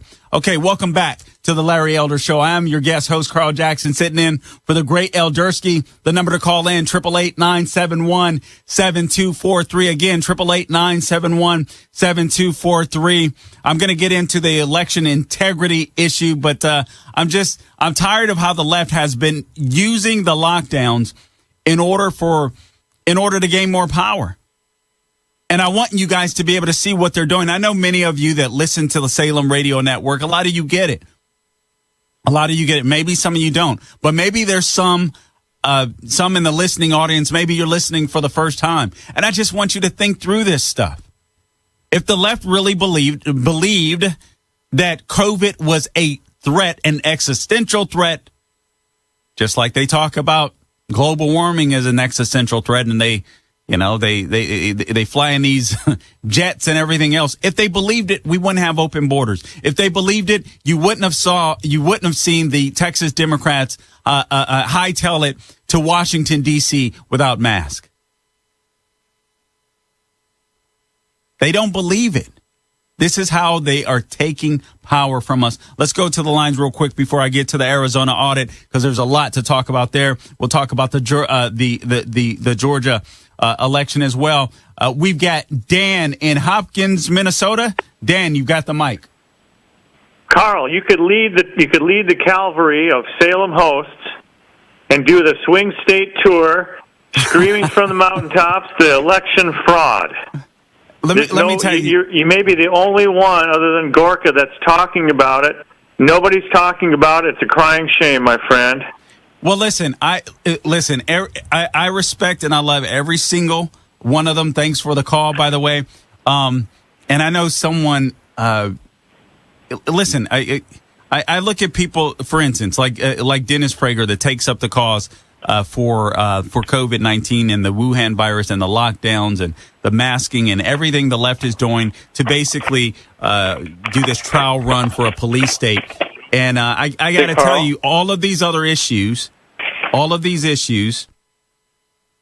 things that we are doing are symptomatic. So I do appreciate it. I am going to talk about election fraud, but I never question the other hosts. Here's what I know. I know that they love America. I know that they want Republicans to win. I know that they want these state legislatures to get this thing right. So, Dan, I do appreciate the call. But listen, I look at, I don't know. There's, anyway, let's go on. I do want to talk about let's go back to the lines. Let's talk to Shannon in North Carolina. Shannon, you've got the mic. Hey, as far as, that was good to hear you. I hadn't spoken with you before. You're doing a fine job. Thank you. As far as the voter fraud, that's, they say there's nothing that can be done, even though they realize that the election was stolen, and there's no president for it. Well, let's create a president. Reclaim the presidency. Anyway, as far as the virus is concerned, coronavirus, I don't believe that it's what they say it is. There's been a lot of deaths and all that, and I believe it's real, but the flu just kind of went away. They're trying to control. I believe that. Right. We got about 30 seconds, Shannon. Oh, okay, and I'm kind of blanking right now. There's so many different things right now. You're calling about Cubans being locked out of asylum. Yeah. That's racist as it comes. And they say, we love everyone. Open the borders. We want everyone here, but they don't want to compete the Cubans because they'll probably vote Republican. They know what communism is. Yeah, they do. Thank you. Yeah, Thank you so much. God bless you. Bless you, Shannon. I don't believe that it's racism. I believe they're just scared that Cubans will come in and vote Republican. The people coming across the southern border, they're not as concerned about. William, can you repeat what you told me? That's okay. All right. So I just believe that these people don't love. I mean, the Cubans love freedom. As a matter of fact, where is it, man? This is from. So Cuban protesters warn Americans. Hat tip for Gatton Man. Cuban protesters warn Americans who like Che Guevara. He was a bleeping terrorist. Protesters gathered outside of the White House on Thursday evening to urge Biden to act in support of the protests ongoing in Cuba this week. Told Breitbart News, the mainstreaming of Castro regime mass murderer Ernesto Che Guevara in American undermines the suffering of those he killed. And a lot of people, sadly, don't know this. And I mean, not to mention, this guy said some really racist stuff about blacks. And then you got fools like Colin Kaepernick that'll wear T-shirts from this guy. It's just absolutely nuts. It's absolutely insane. But they fear Cubans because they believe Cubans will vote for freedom. Because Cubans really know what it's like to live under a dictatorship. It's as simple as that. So the number to call into the program is 888-971-7243. That's 888-971-7243. Again, you're listening to the Larry Elder Show. I am your special guest host, Carl Jackson, filling in for the great Eldersky.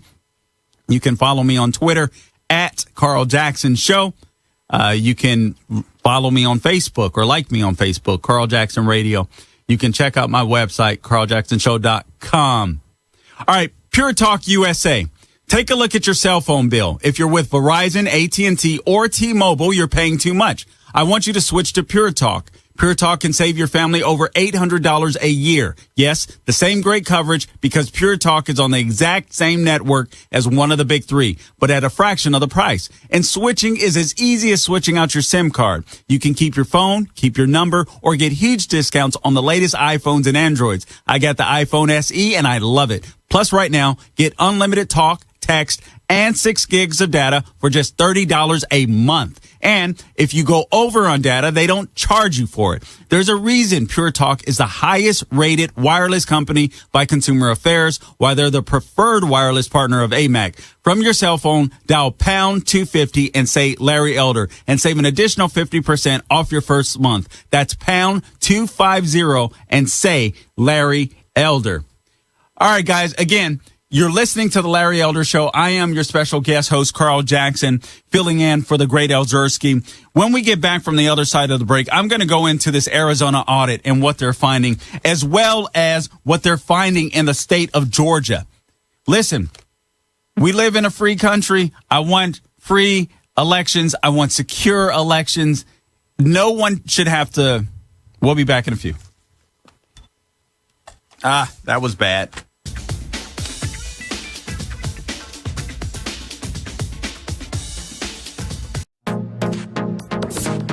Trending now on America First with Sebastian Gorka. I had studied Marxist history, beginning with Marx and Engels' Communist Manifesto from 1848. And when I first studied that and saw in section 1 of the manifesto what you can recognize as what's called the oppressor versus oppressed narrative of human history, a whole bunch of stuff that was taking place in our country began to become exceptionally clear to me.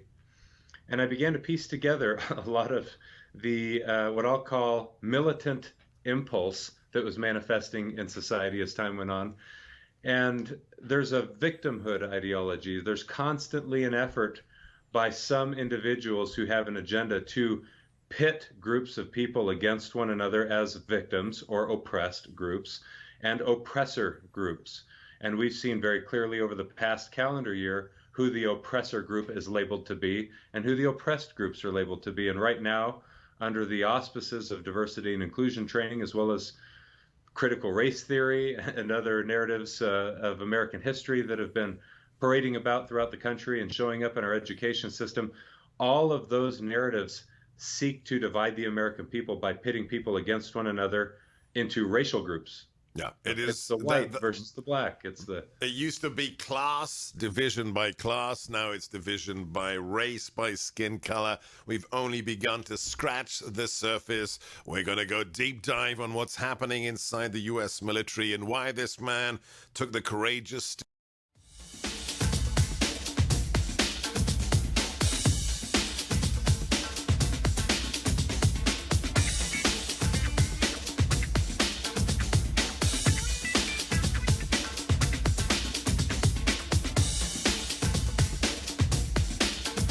All right, welcome back to the Larry Elder Show. This is Carl Jackson sitting in for Larry Elder, coming to you live from the ReliefFactor.com studio. The number to call in, 888-971-7243. That is 888-971-7243. All right, props American greatness. Arizona audit finds massive irregularities, including more than 74,000 mail-in ballots counted, then mailed out. Another headline. Props to the Federalist. Georgia Secretary of State explains why he's just now discovering more than 10,000 illegal votes cast in 2020. So let's dive into these. So more mail-in ballots were received than mailed out in the state of Arizona. More than 74,000 mail-in ballots were received in Maricopa County, Arizona, than appear to have been mailed out. You heard me right. Let me say that again. More than 74,000 mail-in ballots were received in Maricopa County than appear to have been mailed out. This coming from a forensic audit. According to the auditors, 74,243 mail-in ballots were counted with no clear record of them ever being sent. 74,243 mail-in ballots were counted with no clear record of them ever being sent. See, here's the thing. This is why I defend my colleagues on Salem. Were it not for the lockdowns, this wouldn't have been possible. It's as simple as that. These lockdowns allowed Democrats, in my opinion, to cheat and to stretch laws. And unfortunately, we had a bunch of feckless Republicans and uninformed Republicans that didn't know their duties or the power that they had in the state legislatures under the Constitution. So this is what we get. The Arizona Senate is led by Senate President Karen Fann, and she held a hearing on Thursday to discuss the preliminary results of the first phase of the audit that occurred in Maricopa County. The state Senate heard testimony from 3 witnesses involved in the audit. The first witness is from Cyber Ninjas. He's the CEO. His name is Doug Logan. The second witness is from Arizona Audit Liaison, or he's an Arizona Audit Liaison, Ken Bennett. And then Ben Cotton is the CEO and founder of SciTech Services. So during the hearing, the auditors revealed that Maricopa County still, to this day, has not provided many materials needed to complete the audit, including routers, the chain of custody documentation, and images of the mail-in ballots. Why do you think that's occurring? The ballots provided by Maricopa County, or Logan said the information on the ballots provided by Maricopa County should have matched up, but they were way off the mark. We're going to go into detail when it comes to the numbers. Something fishy happened. We have to make sure that it doesn't happen again. I see a caller, and we'll get to the caller. Is our country doomed? Not as long as you're there. Not as long as you keep fighting. We have no choice. We have no choice but to keep fighting. Carl Jackson in for Larry Elder. We'll be back.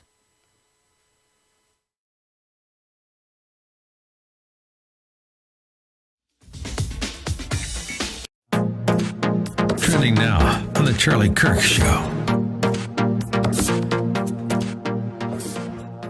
And this is the destruction of a fair and independent judiciary. And this is using ultimate power to try to destroy political opponents. 100%, Charlie. And it's not like this is the only example. I mean, listen, if you've been watching for the last 5 years, look at the FBI. Look at what they were doing. Nothing happens. They can lie before Congress. They can go and do a witch hunt. They can all know that it's BS. They can all get on TV and act as political pundits and talk about things in a way that they know to not be correct. You saw that, right? They testified before Congress. No, there was nothing there. But on TV every night, they pretended as though Russia was a real thing. Keep up with what's trending. Subscribe on YouTube and at rumble.com.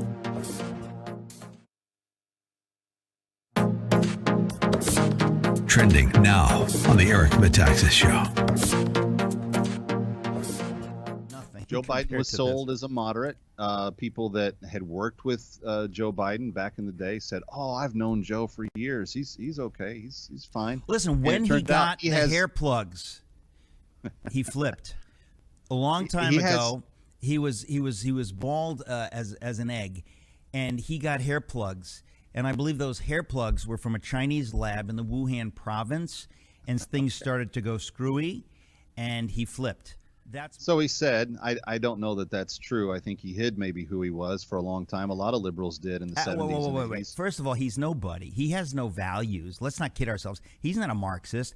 He is a husk of a person, and he will just do. That's the whole point of your article at townhall.com. People are running him and steering him, and he doesn't have the whisper of what we would call courage or conviction. Right.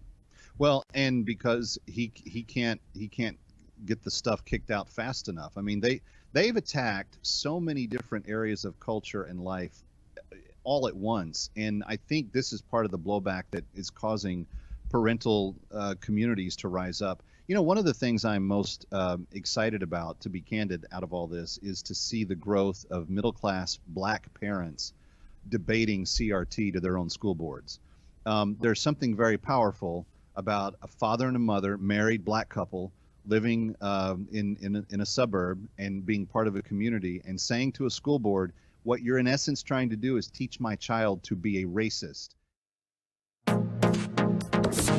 Keep up with what's trending. Subscribe today at rumble.com. Streaming on Salem Now. Things just happened. My girlfriend and my best friend. You got 30 days to grow up, son.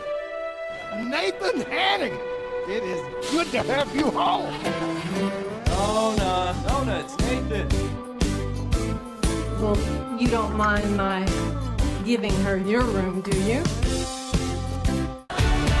Stream on your phone, tablet, or TV. Look for Salem Now in the App Store or go to salemnow.com.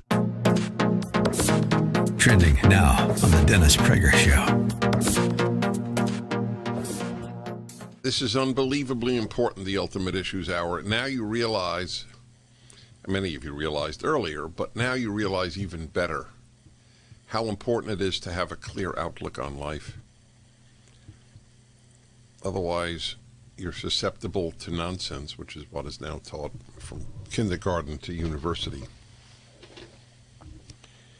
So we talk about the great issues. I have one today.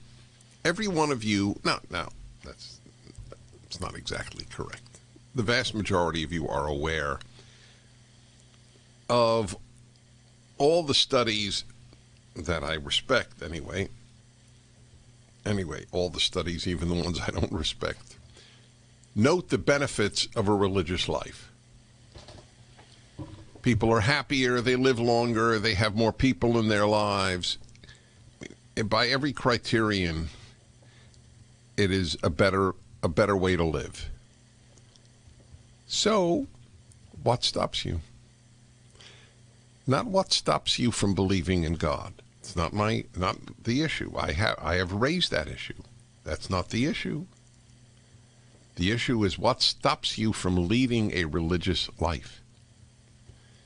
You can lead a religious life while you struggle with God, the question of God's existence. They're not the same thing. Here's a related issue. People who say, "Oh, I'm not going to raise my kids with any religion. I'll let them choose when they get older." Why don't you say that about anything else? I'm not going to give my kid music lessons. If they're interested in an instrument, they'll take one later. Trending now on the Mike Gallagher Show. Men and women died in Vietnam or the other wars that we fought for our flag. Hey, what a great call. What a great point that is. To disrespect those men who spilled blood, who left their limbs on the battlefield the way the left is doing. Chris, you're on the Mike Gallagher Show. How you doing, Chris? Good, Mike. It's a nice honor to talk to you finally. Oh, thank you, Chris. I appreciate that. Honor to speak to you as well. Mike, I'll make this real quick. I'm probably not all that great at talking on air, but all I am is a lifeguard on the ocean front in southeast North Carolina. Right. And I just want to say that, this weekend we had outstanding weather. The crowds were fantastic. Everyone was just well behaved. Wow. Mike, I was on my tower and I was looking north, and I saw the thousands and thousands of people with their umbrellas, thousands of people in the water just enjoying. The kids were playing. The kids were running around, and happy cries and screams were going on. Mike, in my binoculars, you got to picture this. You got the city line and the beach and the ocean. But in my binoculars, I saw all of this going on, and then in the center was the American flag waving, and it just, Mike, it just brought me to tears sitting in my tower watching this. And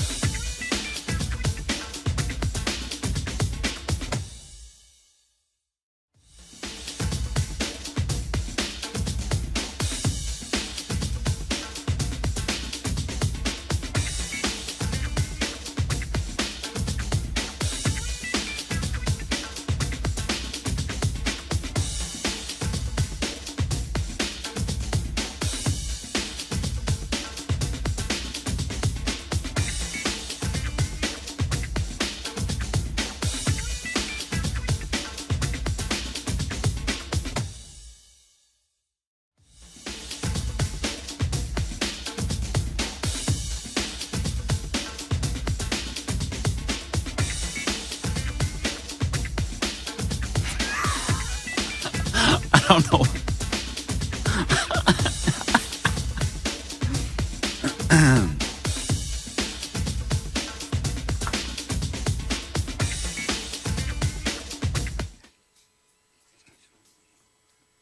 Welcome back to the Larry Elder Show. That intro gets me every time.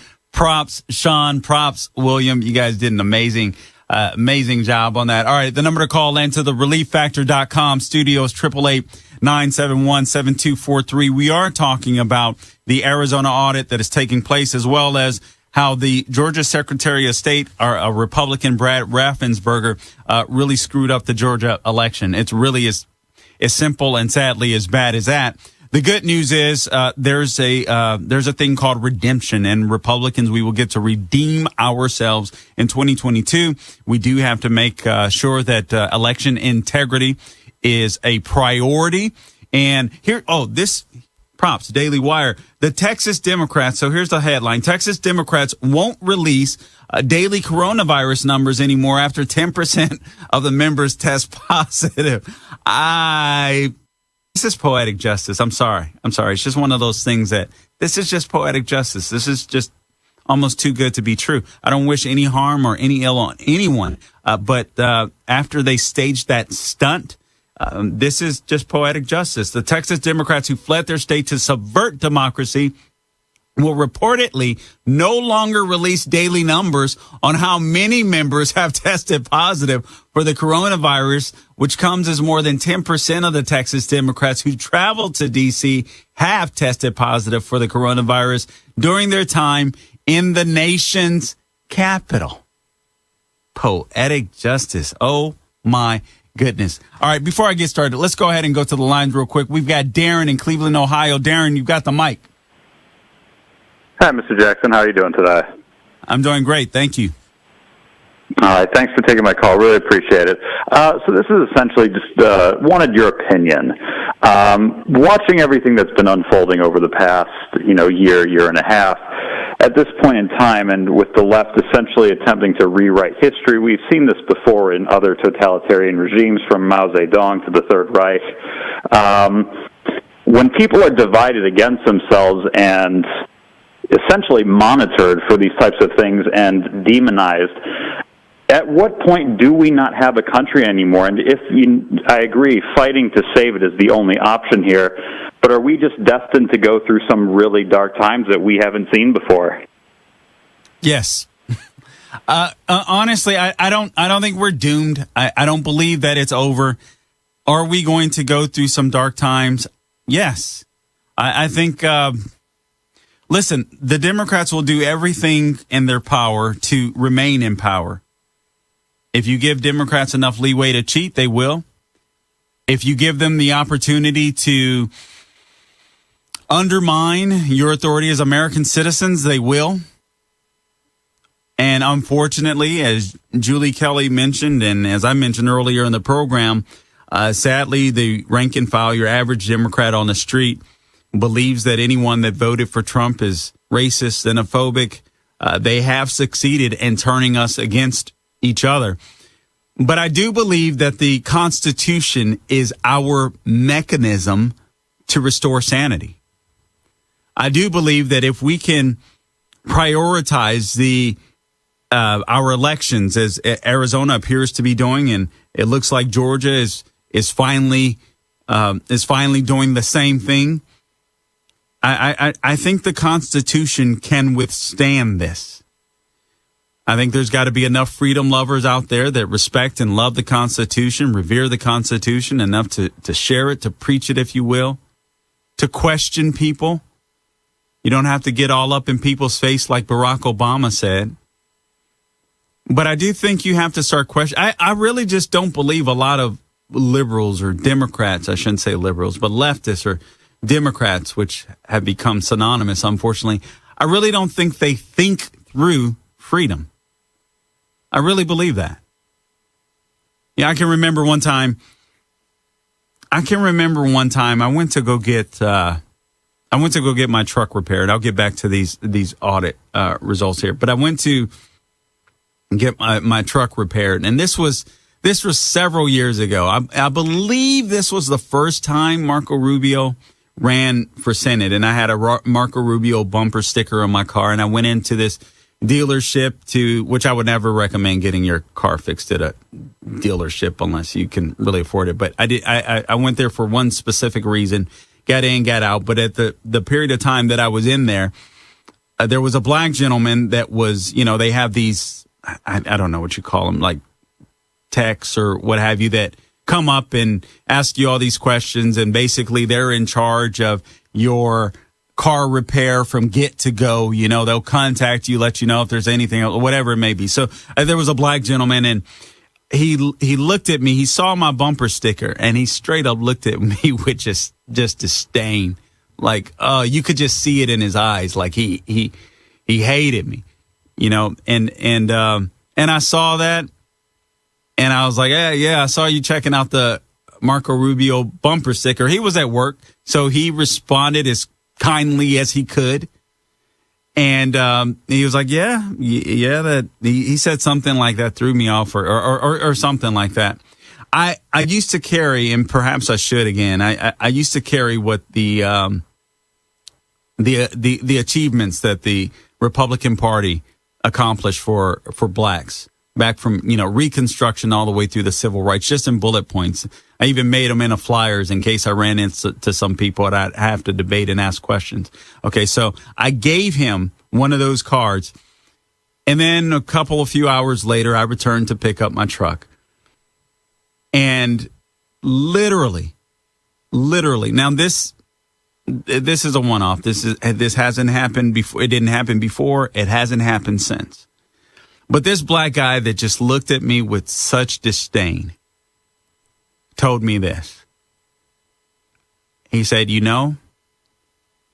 I've been teaching my kids, or my son, I've been teaching my son. And if I recall correctly, he was very specific. He said, I have been teaching my 8-year-old son, if I recall correctly, to hate white people. Teaching him that. After reading that card, he said, I will never do that again. Now, that was just a card on the Republican Party. Imagine if you teach them about the Constitution, the founders and everything that went into it. It's just a brilliant document.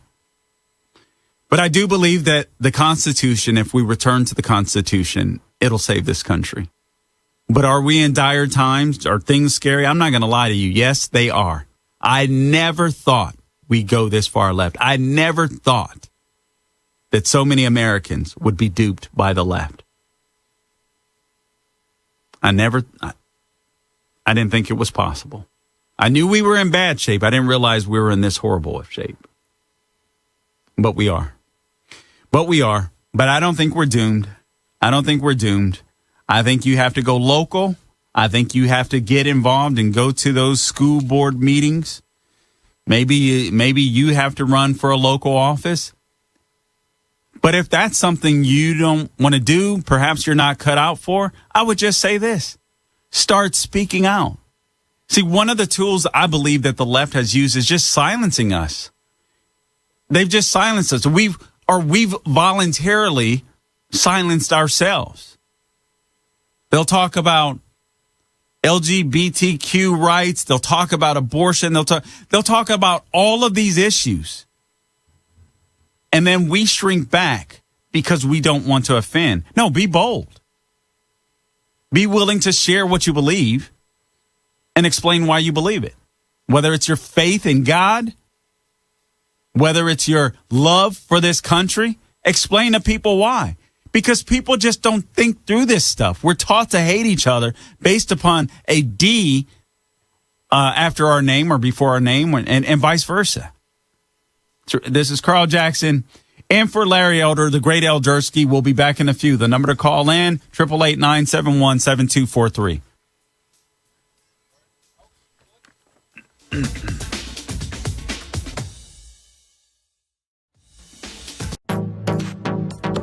Trending now on the Mike Gallagher Show.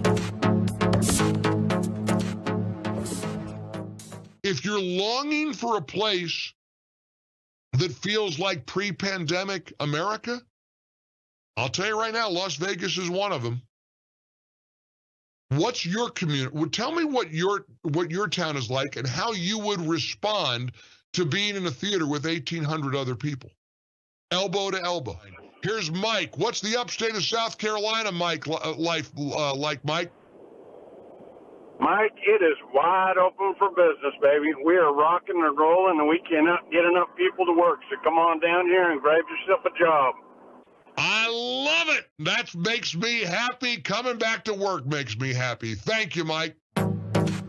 Keep up with what's trending. Subscribe on YouTube and at rumble.com.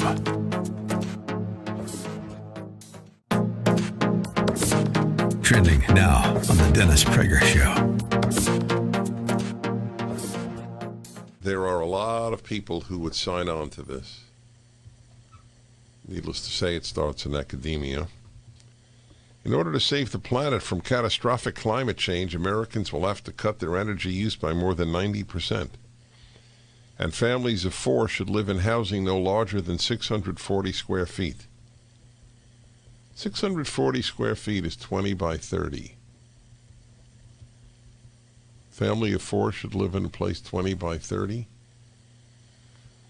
So 4 into 600 is 150. So per person, it's 150 square feet. So it's pretty much a jail cell of space. Are these people serious? You read this article. Do you think they're serious? So the guy who, the professors who came up with this, they would like that? To live with 3 others in 650 square feet? That's according to a team of European researchers led by University of Leeds. By the way, I attended the University of Leeds. Sustainability researcher Yefim Vogel. In their new study, Socioeconomic Conditions for Satisfying Human Needs at Low Energy Use in Global Environmental Change, they calculate that public transportation should account for most travel. They hate the car. The left hates the car. Yeah, uses energy, and worst of all, gives people freedom. Keep up with what's trending. Subscribe on YouTube today.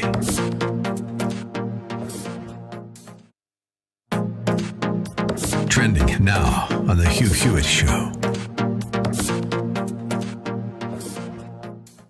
Donald Rumsfeld is famous for many things. Before Donald Trump, there was Newt Gingrich in the 2012 campaign, demonstrating hostility to the media and confrontation with the media.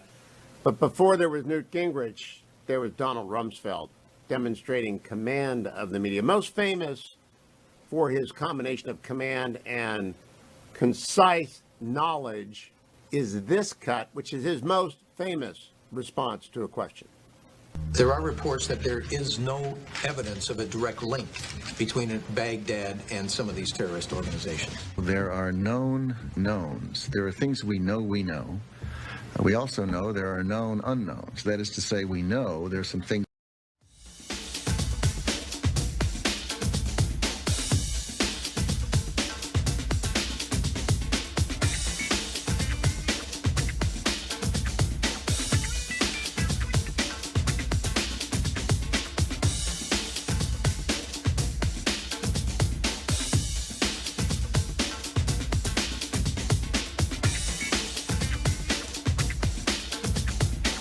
All right, welcome back to the Larry Elder program. Again, the number to call in to the ReliefFactor.com studio is 888-971-7243. Let me just take a minute to thank all of the people that are in my ear that help me out. I've got a lot of research on this table that sits in front of me.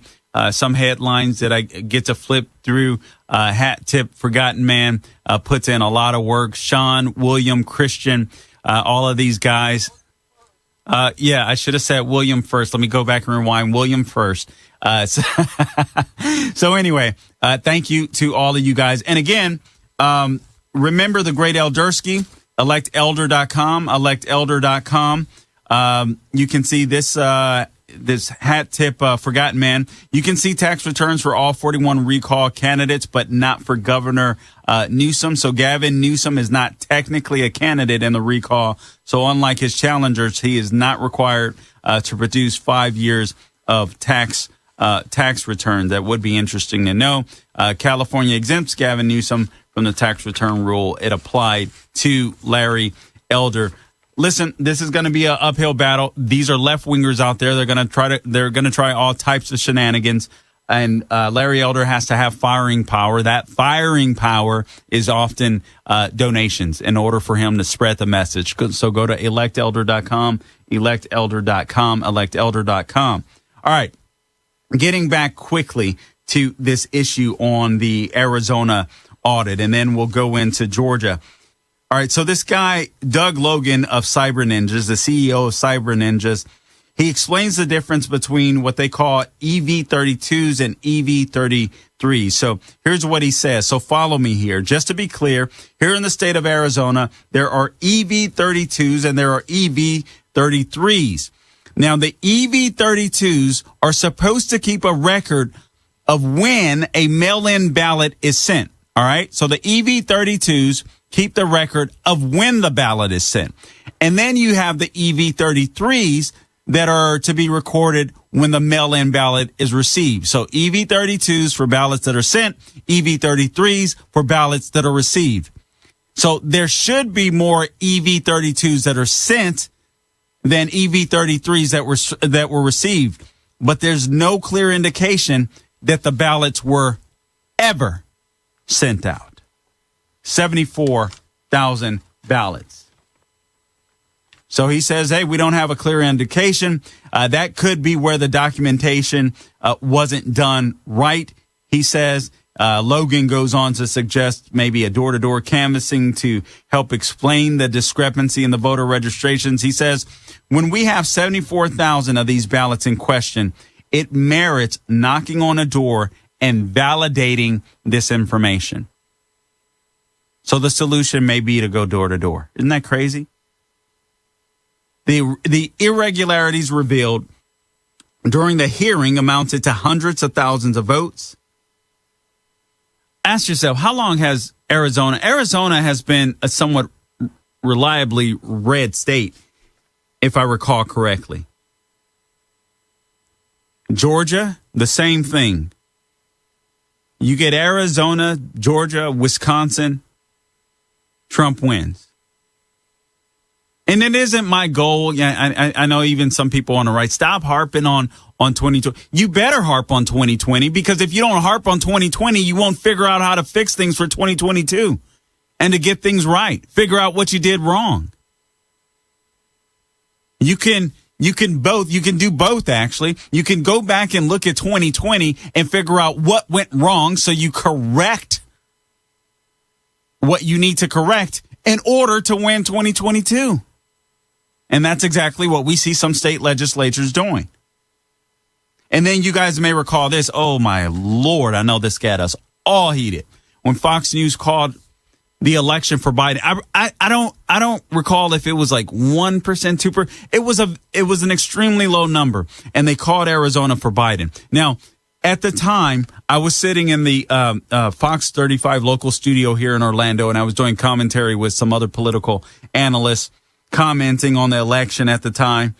And I can remember Trump wins Florida in huge numbers. Trump wins Ohio easily. Trump loses Arizona? I mean, honestly, I was like, oh, okay. It shocked me. It shocked me. But Fox called it. I think that gave the Biden campaign the momentum, and all the cronies that were up to corruption and up to no good. Hey, there's our window. Go, go, go, go, go, go, go, go. Pretty amazing. There were major discrepancies with duplicate ballots as well. So there was serious discrepancies, according to this guy, with the counting of duplicate ballots, which made it extremely difficult for the auditors to conduct an accurate count. So anytime a ballot can't be run through the tabulator because it's damaged, for instance, the duplicates are made that are then run through the tabulator again. And so Logan explained that there were roughly 50,000 of those, 25,000 originals and 25,000 duplicates. Here's the problem. Thousands of those ballots had no serial number.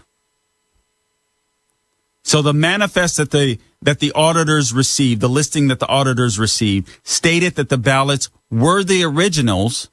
So the auditors got some ballots that they were counting, and it was stated from the information they received, hey, these are the original ballots. But when they got the ballots, they were duplicates. They weren't originals. They weren't originals. 18,000 people who voted in an election were removed from the voter roll soon after the election. Did you hear that? In the state of Arizona, in Maricopa County, 18,000 people who voted in the election were removed from the voter roll soon after. The CEO of Cyber Ninja said they were on the voter rolls. They showed as voted, and then they were removed. Now, there could be a logical explanation for this, but those numbers are pretty high. I want you to listen to this. Listen to these numbers. This stuff is just shocking to me, what we're finding out. Another 11,326 voters in Maricopa County were not on the voter rolls on November 7th, but mysteriously appeared on voter rolls on December 4th and were marked as having voted in the November 3rd election. Did you get that? 11,326 voters in Maricopa County were not on the voter rolls on November 7th, but they appeared on the voter rolls on December 4th, and they were marked as having voted on November 3rd. Nothing to see here? I think not. I think there's plenty to see here. We've got to get this corrected. We have got to find out the truth. What happened in 2020 can't happen again. We have to restore our election system to pre-COVID lockdowns, restore that system, and make it even better. Make it where no one has to worry about election integrity, whether that's voter ID or everything else. This is Carl Jackson in for Larry Elder. We'll be back in a few.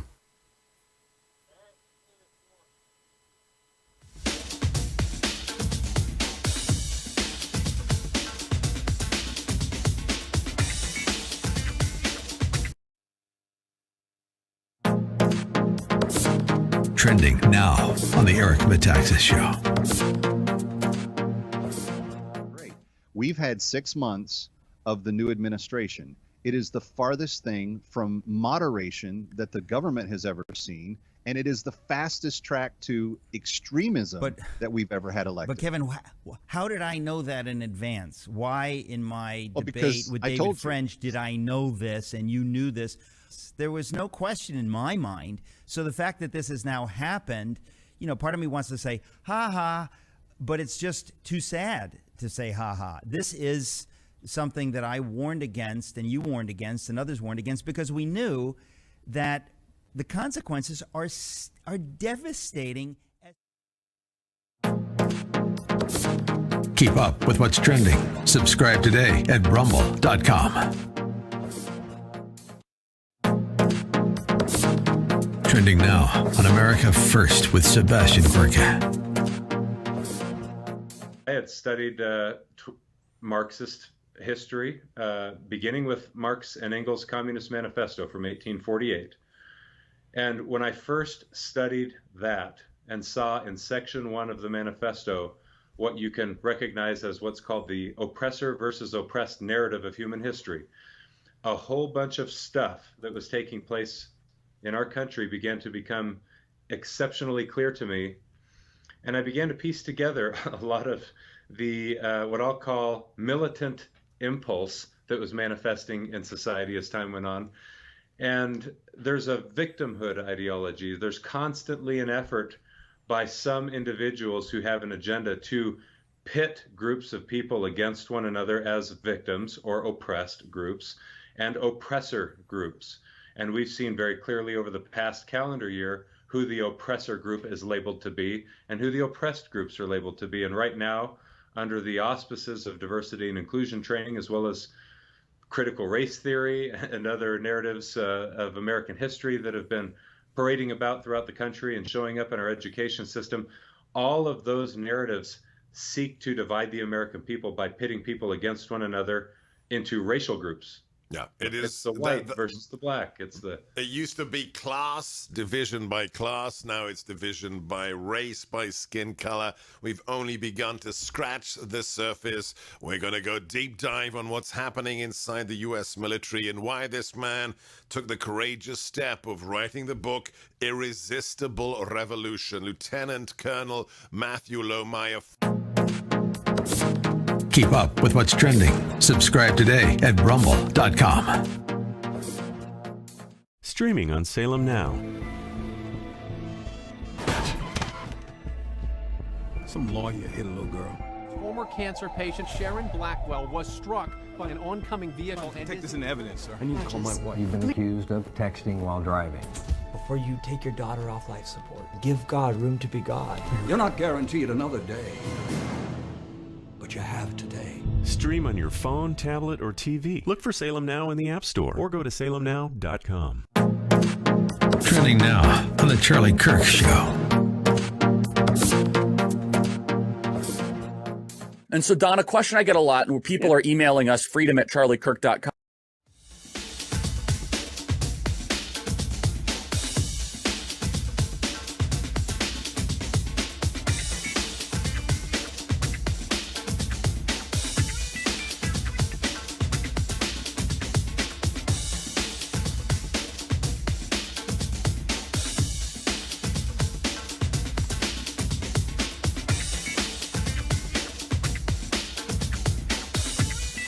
Hat tip forgotten, man, before we get back to the numbers from the Arizona audit.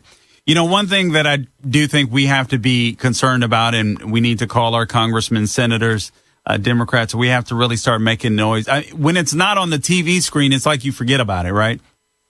But we still have a border crisis. House GOP report hits Biden. Dems on the border crisis as stats show continued migrant surge. So I just want to reiterate some of this stuff. A new report by House Republicans on the Oversight and Judiciary Committees is hitting both the Biden administration and Democratic lawmakers for the ongoing crisis at the southern border, just as new numbers show a continued migrant surge.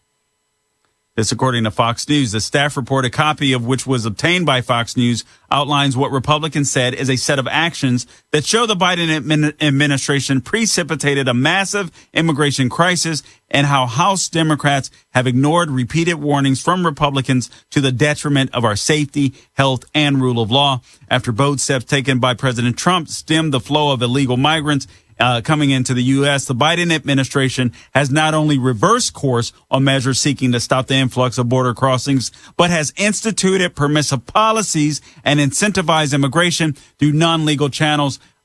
Again, hat tip forgotten, man. All this is about is importing the new Negro vote. All this is about is importing Democrats through the southern border. We need to make more noise, including myself, when it comes to the border crisis, because we tend to forget that. So when it comes to election integrity, one thing we have to make sure is that there aren't a bunch of illegal aliens voting in our next election. This is why we have to get involved. This is why our Constitution is a great document, but it's not worth a darn thing if we don't fight for it, if we don't adhere to it. So we've just got to get out there and work. You know, Republicans conservatives aren't used to being activists. We go to work. You know, we buy our groceries, we go to church, you know, we shut our mouths. We just try to be decent, God-fearing, good people. It doesn't mean we don't screw up. We do. But the left is actively trying to transform America. So we have to begin to actively save America in whatever facet that is. And again, for some of you, that's as simple as having a conversation with a friend, family member, neighbor that perhaps you hadn't had before. Perhaps starting off with a question. What do you think about this? What do you think? Are you concerned about that? You know, it doesn't have to be antagonistic. You don't have to be nasty. You don't have to be a jerk. but I really do believe that people simply don't think through this stuff. Before I go forward, we've got Mike on the line from Santa Barbara. Mike, you've got the mic. Hi, Carl. I love your show, man. Thank you. I appreciate just want to bring forward. You're welcome. I wanted to bring forward the possibility of it's a distinctly frightening possibility, but I haven't heard anybody discuss it, and it's impossible to find any reasonable data on it on the internet, because I don't think there is any. But the possibility is that the people that are spreading the variant, the breakthrough virus, are the vaccinated, and the unvaccinated run the risk, because all the vaccinated people are operating pre-COVID. In other words, they're piling onto planes and restaurants and avoiding the distance, that they're spreading it amongst themselves, and if they can do that, they can spread it to the unvaccinated. The people in the Texas lawmakers, the New York Yankees teammates, the athletes at the Olympics, they all have contracted the breakthrough COVID, and I think the real possibility that they run the risk of spreading it to the unvaccinated. You know, Mike, it is a fascinating point that you make. Listen, let me tell you what I believe. I believe this disease is going to have its way. This virus is going to have its way. I think this virus. Listen, I'm not a doctor. Okay, obviously, you guys know that. But I can tell you that I contracted COVID. The person that I contracted it for, mass, distance, the whole nine.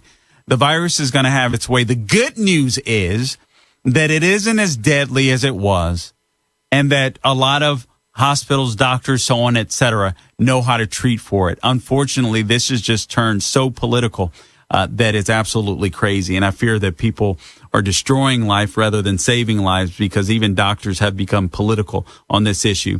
But I can tell you, I took vitamin C, D, and zinc, along with azithromycin, the AZ pack, ivermectin, and prednisone for a steroid, and within hours, I was feeling much better. Within hours. So there's treatments out there. I'm not sure that would work for everybody, but that did work for me, and it was a great relief. Carl Jackson in for Larry Elder. We're back in a few.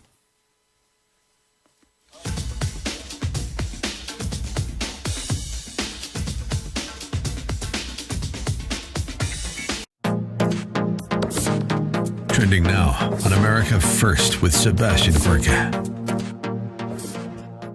What is your message to those who think this isn't a big deal, or who feel cowed and intimidated? What do you say to them? Anytime you say something like what I'm about to say, I'm sure it can be abused and misused, so I'll be very careful in how I say it. I've never read Hitler's Mein Kampf, but I've picked it up recently in the past week because I'm interested in learning everything I can about history.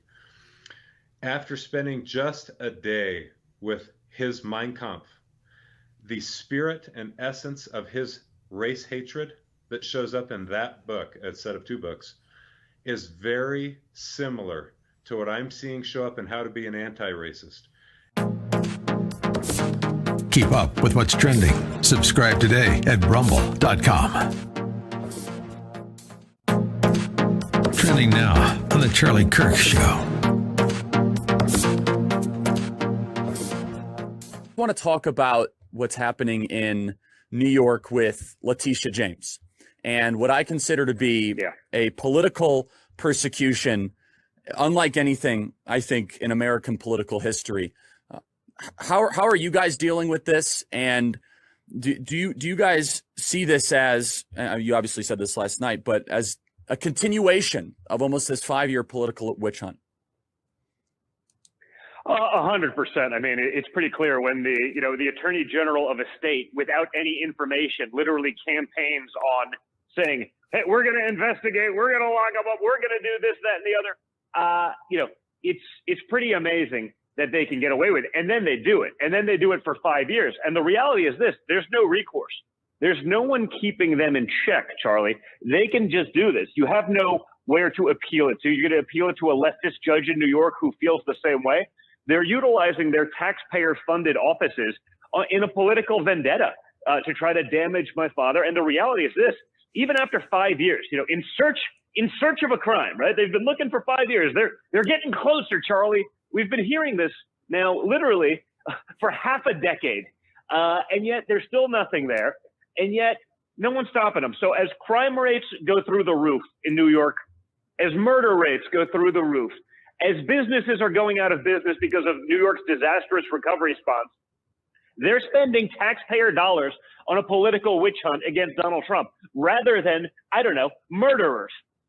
This is what's going on in America. They're outraged when this stuff happens in, Belarus recently, right? Keep up with what's trending. Subscribe on YouTube and at rumble.com. Trending now on the Mike Gallagher Show. If you're longing for a place that feels like pre-pandemic America, I'll tell you right now, Las Vegas is one of them. What's your community? Well, tell me what your town is like and how you would respond to being in a theater with 1,800 other people, elbow to elbow. Here's Mike. What's the upstate of South Carolina, Mike, life like, Mike? Mike, it is wide open for business, baby. We are rocking and rolling, and we cannot get enough people to work, so come on.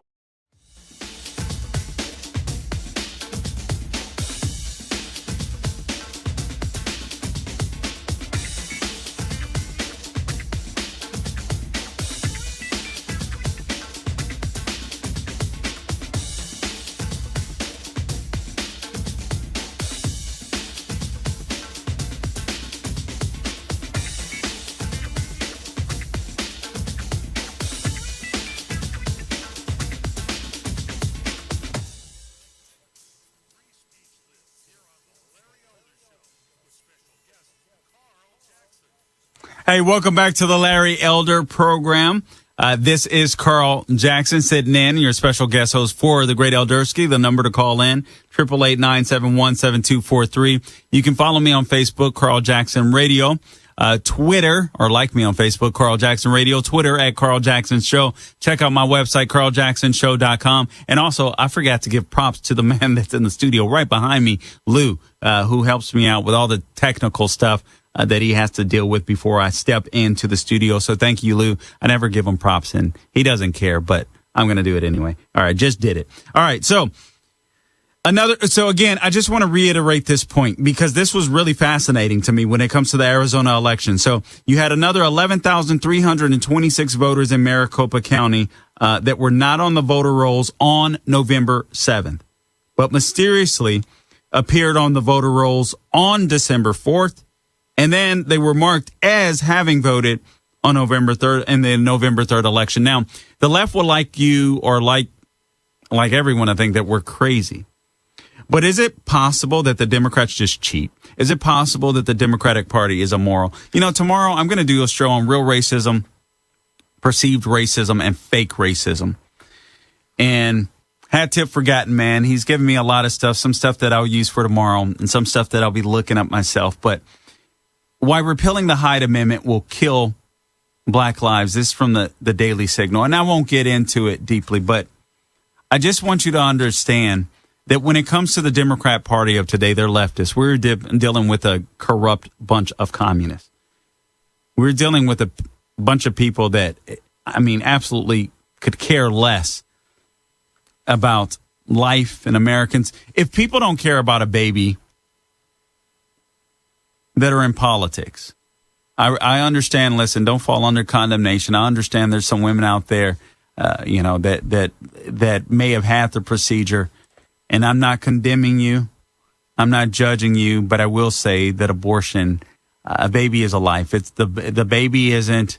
The baby is in the mother's womb, but it's not of the mother. There's separate DNA strands, so you know that. But these Democrats they're upset because they say the Hyde Amendment is under attack. They want more women to kill their babies. Now, overwhelmingly, black women, sadly, have abortions. That's not racist. And these people keep...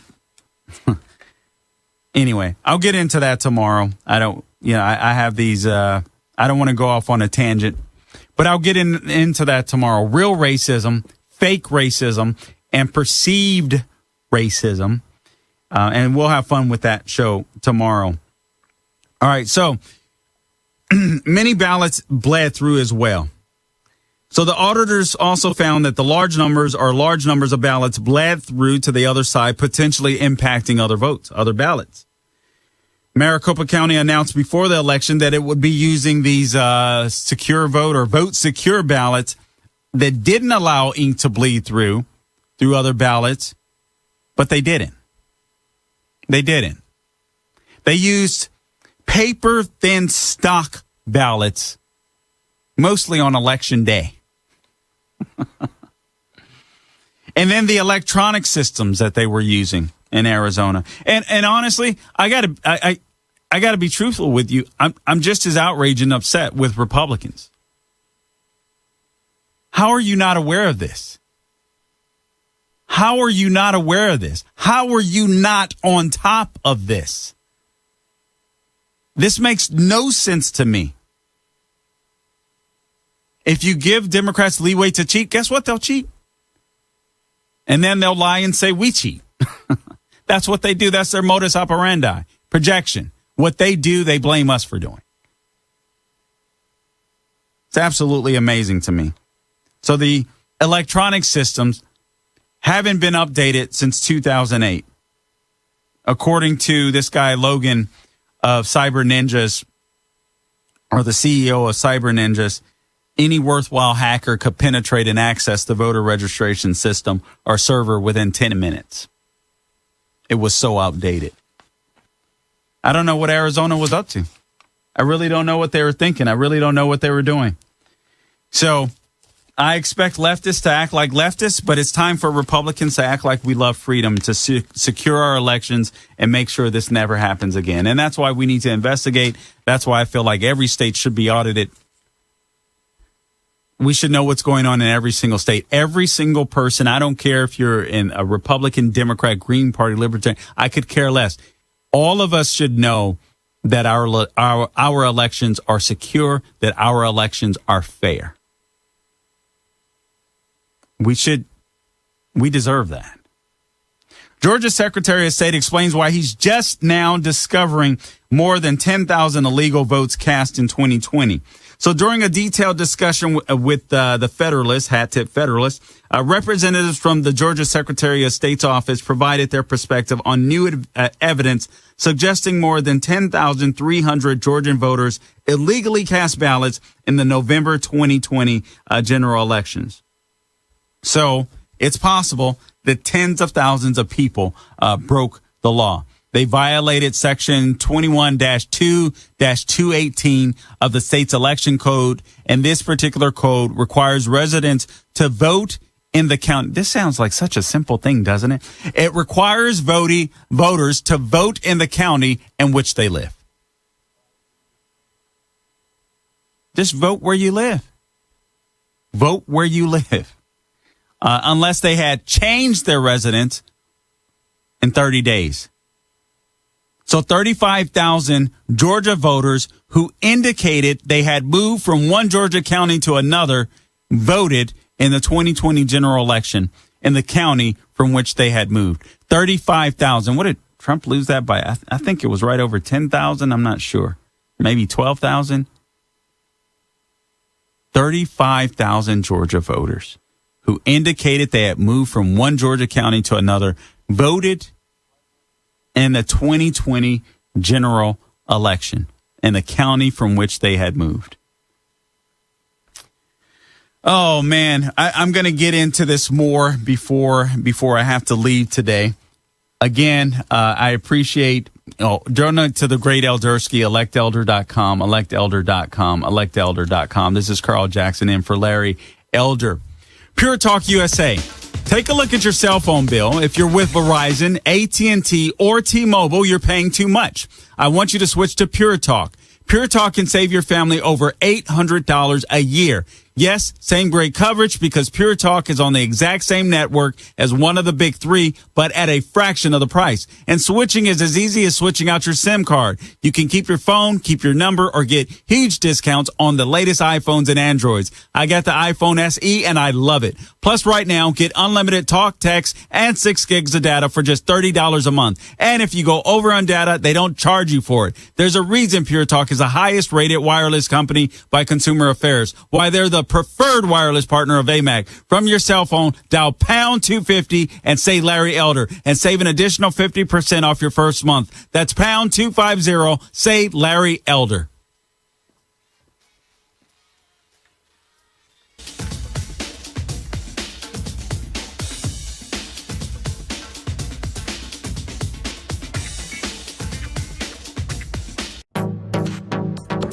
Trending now on the Mike Gallagher Show.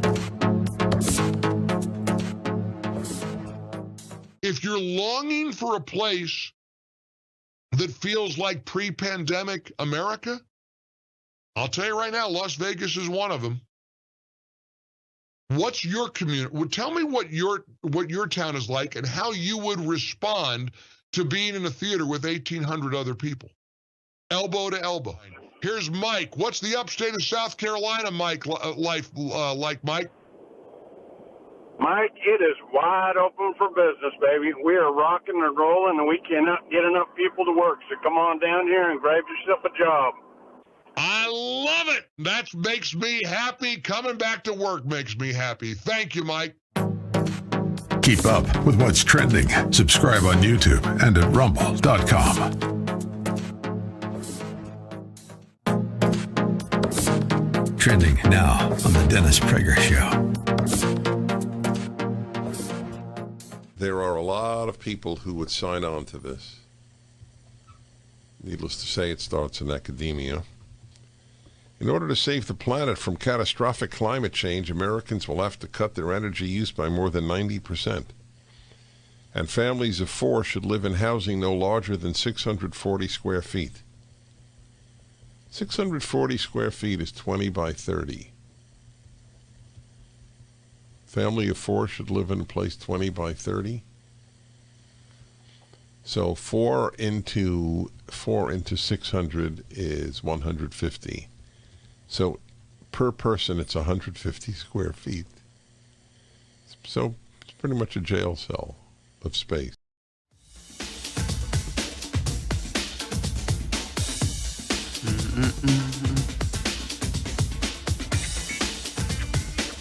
All right, welcome back to the Larry Elder Show. This is your special guest host, Carl Jackson, coming to you live from the ReliefFactor.com studio.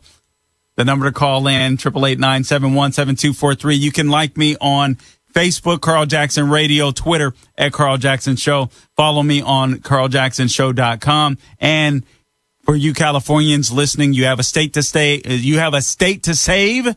So it's a 2-step process. For those of you that will be voting on the recall, first we have to pray and hope that Larry Elder gets his name on the ballot. You know, the left are corrupt as all get out with greasy Gavin Newsom in charge in the state of California.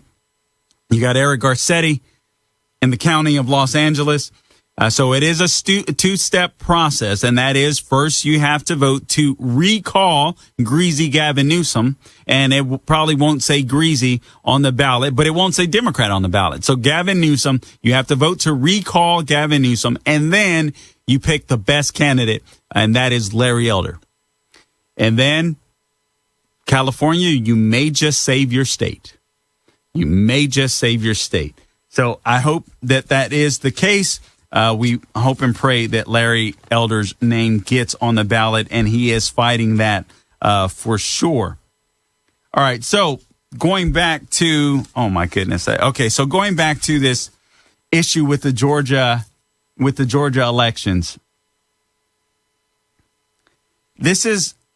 All of this stuff is, the good news is all of this stuff can be corrected. Unfortunately, we found out when it was a little too late. And honestly, by the time that Trump filed for his lawsuits, it was honestly too late. In one case, let me see. In one case, Trump's claims of violations were never heard by a judge. And that's because Chief Judge of Fulton County, Chris Brasher, failed to appoint a legally eligible judge to hear the case until a month after the lawsuit was filed. And then they scheduled the trial for January 8th. And by that time, it was just too late. It just wasn't going to happen. Anyway, let's take one more call. We got a very short period of time, so you only have 30 seconds. But Nancy, you've got the mic. Got to make it quick, though. Okay, you're doing a great job. I work in healthcare for years, and the Democrat volunteers come in into a facility I worked in. About 100 Alzheimer's dementia patients, force them to vote. All right, Nancy, I appreciate the call. Now, listen, there's no way for me to prove that, but I can tell you that I've read similar stories that Nancy just proclaimed. Here's the bottom line, folks. If we give Democrats the leeway to cheat, they'll cheat. So Republican legislatures and everybody that, Republicans, period, conservatives, if you can get involved in any way, shape, or form. Talk to your neighbors, talk to your friends, talk to your family, talk about freedom. The Bible talks about talking about the Ten Commandments, talking about the laws, talking about God's goodness all the time. Talk about the Constitution as well. Talk about the Constitution, talk about God. That's how we'll save this country. That's how we'll save. And vote. Make sure we vote. All right, guys, until next time, don't grow weary doing good. This is Carl Jackson in for Larry Elder. We'll see you next time.